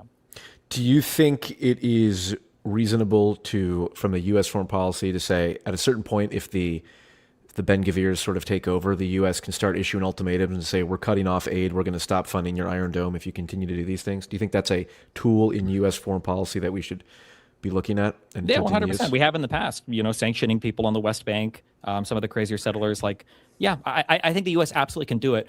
What has to happen, though, and people underrate this, is you have to have a U.S. leader with a mind and a vision for what the Middle East should look like. Because it's a very, like, these are all micro decisions that are guided by some macro vision of what you want ultimately the region to look like. It can't just be a day-to-day, like, well, that guy did a bad thing and that guy did a bad thing, so we're going to punish them and then move on from it. And we just haven't had the political will or capital for it, because either the world is falling apart because of fucking COVID or Russia or whatever else, or there's other stuff going on, or we just have an idiot in the White House like Trump who doesn't know fucking anything. He doesn't know where the Middle East is on a map. yeah, that it has to be a leader with a lot of vision. But I do agree, like we should be. I mean, we're working with this country, and to some extent, they represent the United States on our interests. They're using our weapons. They're a close partner to the United States. So yeah, we should be more critical of how they conduct themselves, for sure. Okay, Jay, I have a question. Unless you got something to say on that, I have a different question for you. I will say on a final thing on that, though, that has to be mirrored on the other side, too, though. Like, I hear a lot of people saying it should be no more aid to Israel as long as they do this. Okay, well, are we going to cut off aid to Gaza? Because Gaza is the highest aid recipient per capita in the entire planet. And a lot of the materials that have gone in there, we've seen, have just gone towards building, massive tunnels for Hamas to fight out of, or building weapons or whatever to fight Israel with. So nobody wants to limit the other side of that. And I understand they are the smaller party, but I mean, on the Israeli side, it always feels like there's all this talk of limitations for how Israel is supposed to conduct itself. And then apparently the only solution is the dissolution of the Israeli state. And so I'm sympathetic to them when they're like, well, fuck all that. We're just going to do shit on our own and we'll just continue to fight like we do. If we lose on our own, it's the same thing as cooperating with you and giving up our state anyway. So why not just fight to the bitter end? Okay, Jay, I have a question. Given how productive and non-blood sports this debate was, I need to now throw the red meat in. So, Jay, you saw Destiny's debate with Norman Finklestein on Lex Friedman. Yeah. What was the thing that you think Destiny was most in need of correction on, let's say? Because early you asked, have you changed your mind on anything? Yeah. So, I mean, yeah, presumably when you watched that, there was some things where you were like, well, this is definitely wrong, and Finkelstein's right on this. What would that be? I mean, it was mostly the default trust thing that I've already sort of hit him with here, but I feel like you correct me, Stephen. I feel like you've changed your tone. I don't know if you've gotten back to watch that. And listen, we've all said a lot of shit in the last couple of years, that maybe we would say differently, but I don't know if you've tried to go back and watch it. I think maybe you would be surprised by the tone of defense that you would run to, and maybe it's just because Norman was attacking or whatever, of defending sort of Israeli claims. Again, it was mostly the civilian and combatant death numbers that I think you were pushing on. I mean, I would go back and rewatch it. My guess is remembering some of the specific claims I made. No, I would probably defend every single claim. I believe that Norman Finkelstein is a capo or whatever you call him, a Jew hater, a guy who's self-hating. And I think that Omar Vidar guy is absolutely an anti-Semite who, if you were to push him on questions of like on October 7th, how were most of the Jews killed? He would claim it was the Hannibal Directive. The majority were killed by Israel itself. I feel very strongly about those points, but yeah. We could do the red meat there because I mean, again, so this comes down to the trust thing. Like, I if you put a gun to my head and had me ask, I would say 60% or so or higher were killed by. I mean, you just look at the burned out. Hamas didn't come over with tanks and flamethrowers. But here's the thing: I don't even need to debate it. Like and you could call this cocky, and I tried to do this with Coleman Hughes. Like, I don't need to debate this because we could just check back in 5 years. Because someone like me who grew up with this, we know the pattern of Israel that they deny, they obfuscate, and then eventually, if they decide to admit it one day, they admit it one day, or not. They just that is move true. on. But like, when does Hamas admit it, or when does Hezbollah admit it? I mean, I think we've gone over the asymmetric. No, but I want to hear the answer. When do they admit it? Admit what? Like how many people they killed that day, civilians or something like that? Yeah, never. I mean, exactly, but I'm not waiting. So at one point, we all have to trust what the Israeli people uncover because we're never getting an answer from the other side, right? But why? But why? So why trust either? Like this is the thing that again with Coleman is like, again, I gave you this why trust? Well, we can say why trust. Why do we trust Israel? I mean, what is the Arab equivalent to Bet Salem?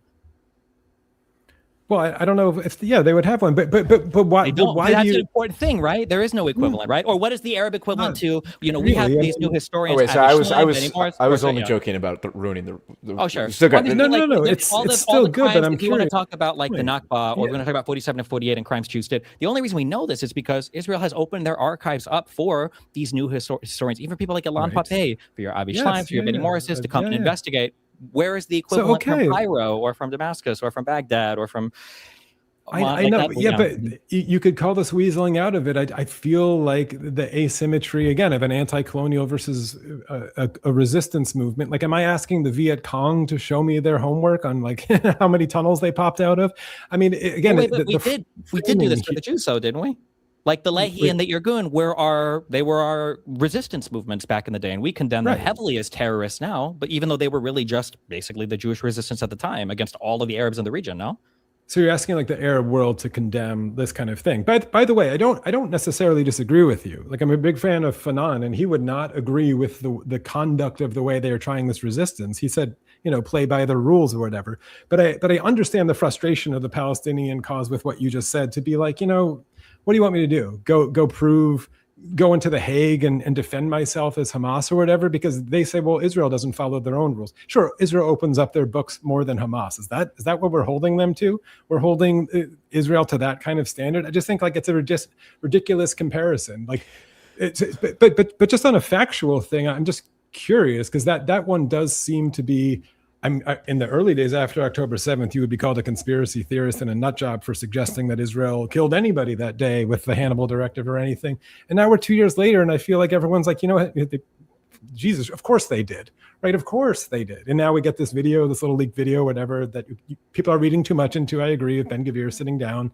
But I mean, the burned out cars it's not, and I'm not even condemning it morally. I'm just being like, well, of course, that's the pattern. If you know the pattern, why is it just too hard for you to be like, listen, I don't know if Rafat Aurier was assassinated intentionally by the IDF.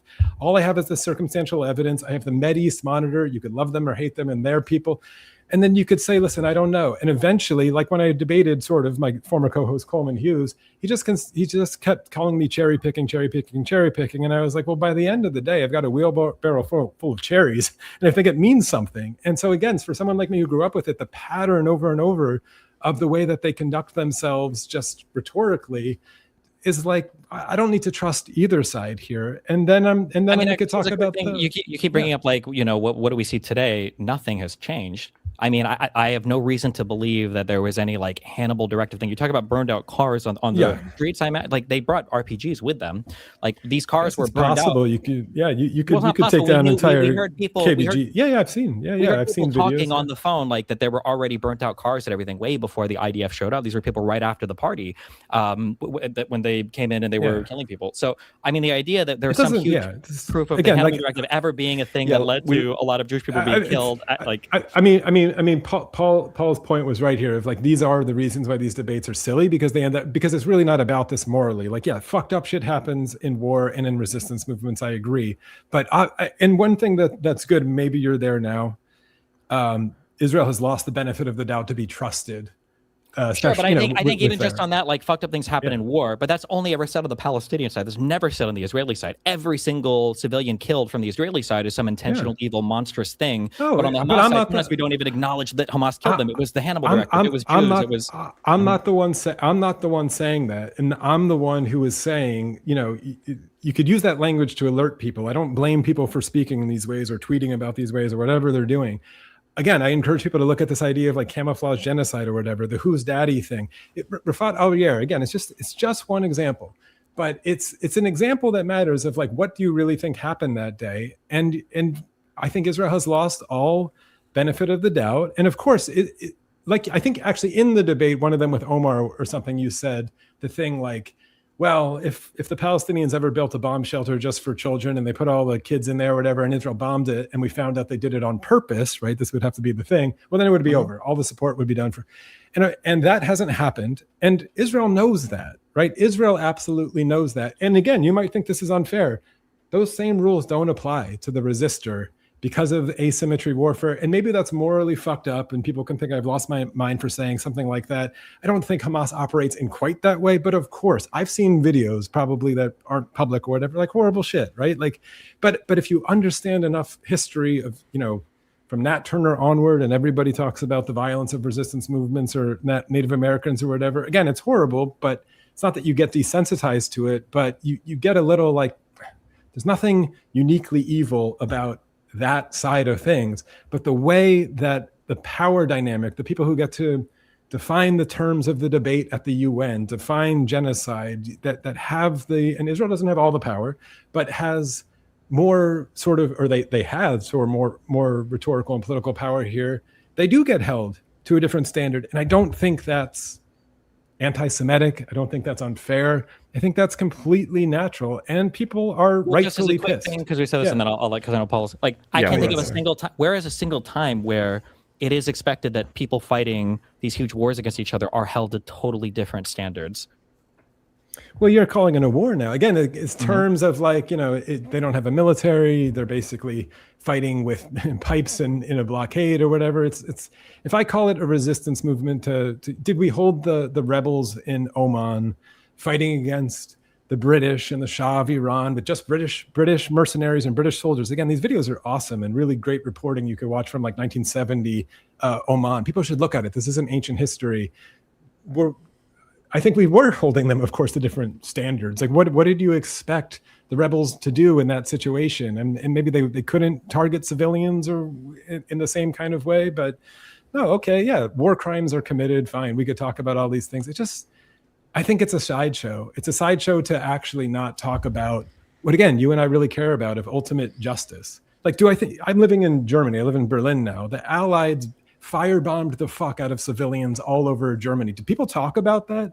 Do people talk about the massive civilians and targeting of civilians that the Allied bombings did in Germany and Europe? Well, no, not really, because the grand arch of history of good guys and bad guys or whatever kind of takes over all of that. And I do think that's fucked up. And I do think, again, back to like Raphael Lemkin and the original coiner of genocide, he actually would have been, I think, not that he was like the godfather of this word forever, but okay with basically using this word anytime civilians were sort of targeted intentionally, or there's one military target there. All I'm saying is, not that Israel watched it directly. Israel knows what you said on that show, and that's the reason that they didn't do it, not for some moral goodness of their heart. They know they can't do that, or else they will lose all support. I am worried now that they've done not exactly what you said on that show, but the equivalent of what's on that show, that your quote on that show. I think enough that I was going to ask you directly, like, have they done enough now where you're like, okay, I'm out? They basically are bombing kids in bomb shelters on purpose. Again, maybe you don't think they've gone that far, but just a couple days ago, killing the guy. I can be out in terms of supporting them, but there's like nothing that convinces me that if an Arab majority government were to take over, that it would conduct itself in a way that wouldn't be an order of magnitude worse. Okay, I'm just going to say that I count that move as a win just there, because again, I don't know either. We could just have probabilities of what will happen, but you and I, again, I do think agree on this sort of like human philosophical need for justice. And I don't want to talk about it in terms of states and let's offer a state that's Arab majority and end it there. Yeah, I want to talk about a genuine justice process. I don't promise it will be better. But I feel like most people are feeling like, well, it can't get any worse. And you and I both agree that if it just goes back to October 6th status quo, which maybe you brought up sort of what's happening in Israel, their election happening this year, Netanyahu might lose for the first time. This guy Gadi Eisenkot or whatever might win, which would be the first non-Ashkenazi to ever be the prime minister.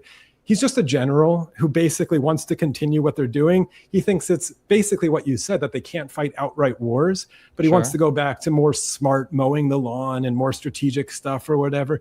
Basically, they're out of ideas. And so if they do that, you and I have both said, just expect a fourth intifada or another October 7th, not because of the evilness of the Palestinian, but because that's human nature. And if you're going to oppress people, it's going to come. So it can't get any worse. So let's roll the dice and try. The Palestinians should also expect another Gaza bombing and another campaign. I think, and this is a moral thing. I think a lot of them are exhausted, right? Hamas made the decision for a lot of Palestinians that day that what they thought may have been a decent life wasn't good enough, that actual freedom, actual liberation was maybe worth dying for and unfortunately worth killing others for. And that's a moral decision that all resistance movements have to make. And I don't have really a good answer for it with you there, but I agree with you. And I can't, I'm thinking of like Ghassan Kanafani or someone like that from the PFLP. I can't argue with his fight when he said, when this reporter asked him in the famous Sword in the Neck interview, like, why don't you just talk to them? Why don't you just stop? Why don't you just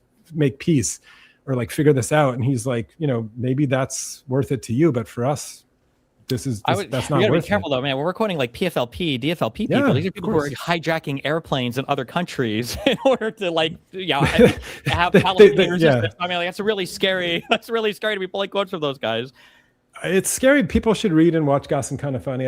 I don't apologize for quoting him. Everyone calls him, the Lode Massacre. I'm sure the comments will be filled with it now. But again, you study enough history and this stuff becomes part of armed resistance. And I know that becomes scary. I could defend him on a personal level if we want, but we don't have to go there. But yeah, the PF blanks are a movement people should look at. There was Flossie in Yemen. The People's Front for the Liberation of Blank became the liberation movement that we've already said kind of, the West would say got hijacked by the Soviets and the communists, so we just killed it with the Cold War, I would claim was actual, genuine, secular movements for what could have been liberation. And the reason that they were crushed is not because they were violent, it's because they were going to take away the economic interest in the region from the Western Empire. Just the last thing to put there, the best person ever who described what American foreign policy is, because Paul's question to you was about America, what should it do, was Henry Kissinger. For as evil as he is, said America doesn't have friends or enemies, America has interests.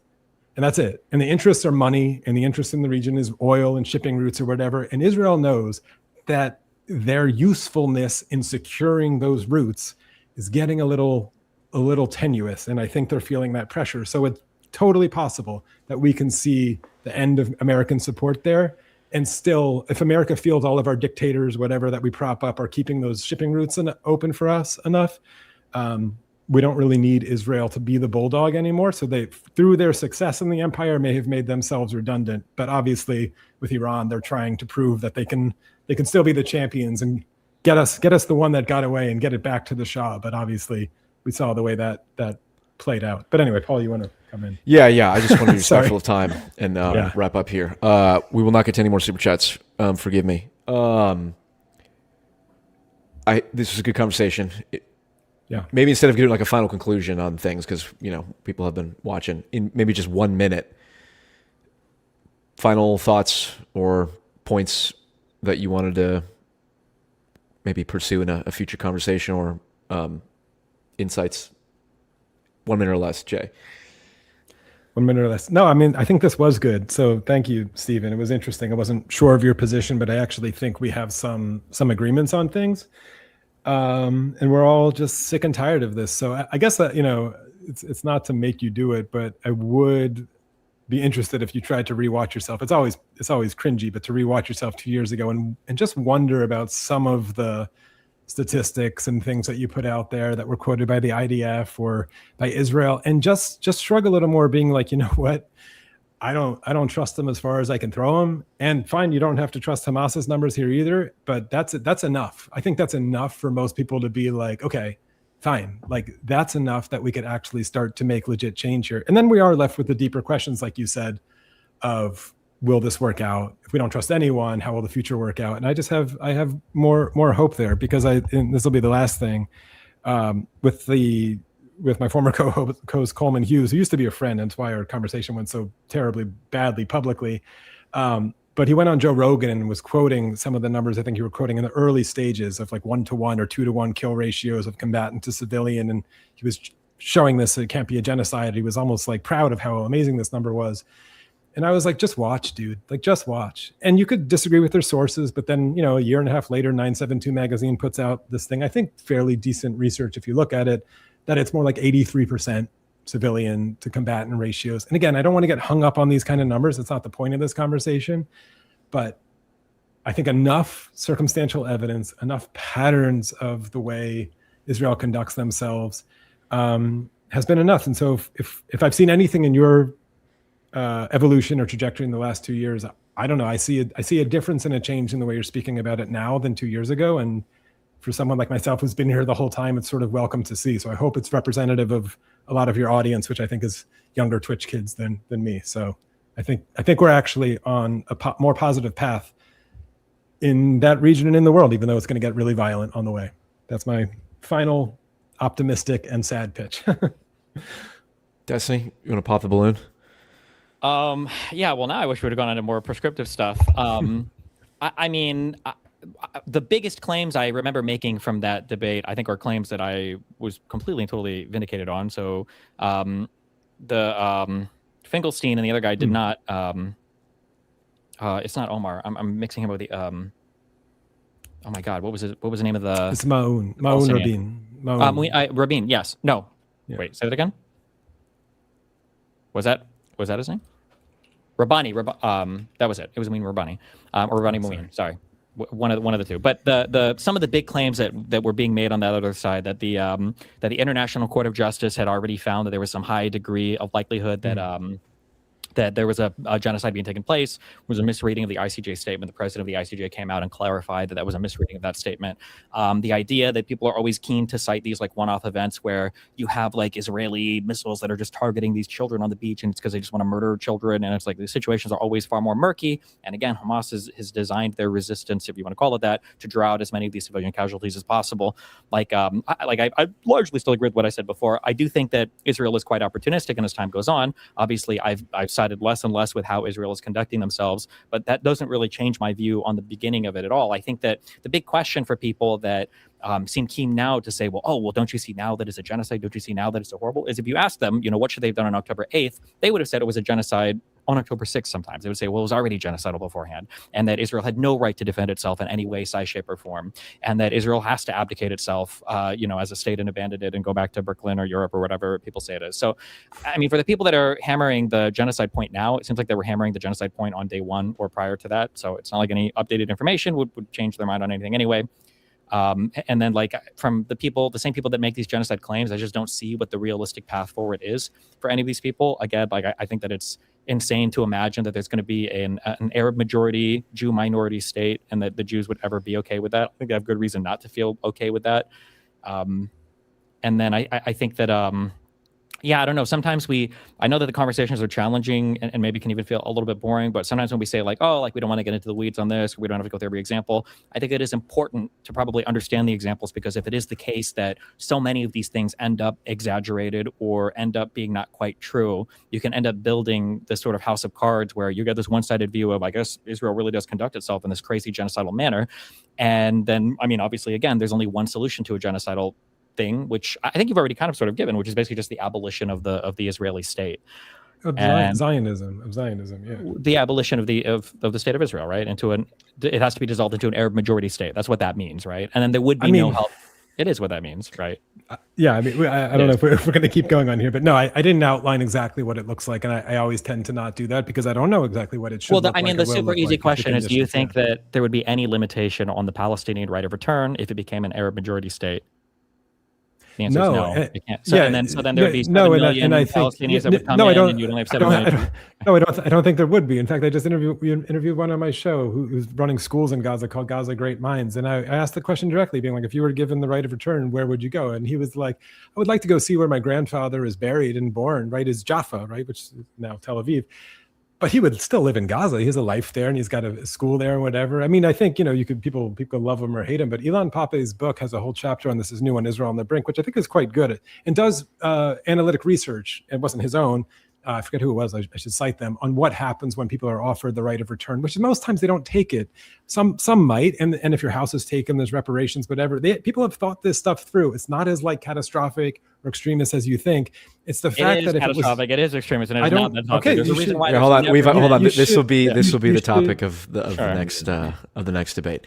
I'm just saying that I feel like any of the solutions on the table feel pretty extreme. I guess I understand there's some disagreement on the other side, but I mean, there's a reason why we can't find any of these agreements like on paper for what the Palestinians would agree to and any other. It's gonna take a lot of trust and a lot of courage, and from one side. Yes, from one side, the one side that's sitting on the thing that the other side wants, and so yes, which is it's going to take a lot of courage. Arab Muslim majority state in the entire region. I think we've agreed they have quite a point, a historical point, and it would be a tragedy if they lost, even and this is lost to history. So anyway, and we will hash that out in the future. This was the first dinner. Now we all know each other, and then we can get frisky next time. Okay. Thank you very much, Destiny. Thank you very much, Jay. I will end the stream. I'll stick around for a bit. Destiny, Jay, you're free to leave right after. But thank you all for watching, and Godspeed. Cool. Do you want me to stick around if I have time, or do you want me to leave?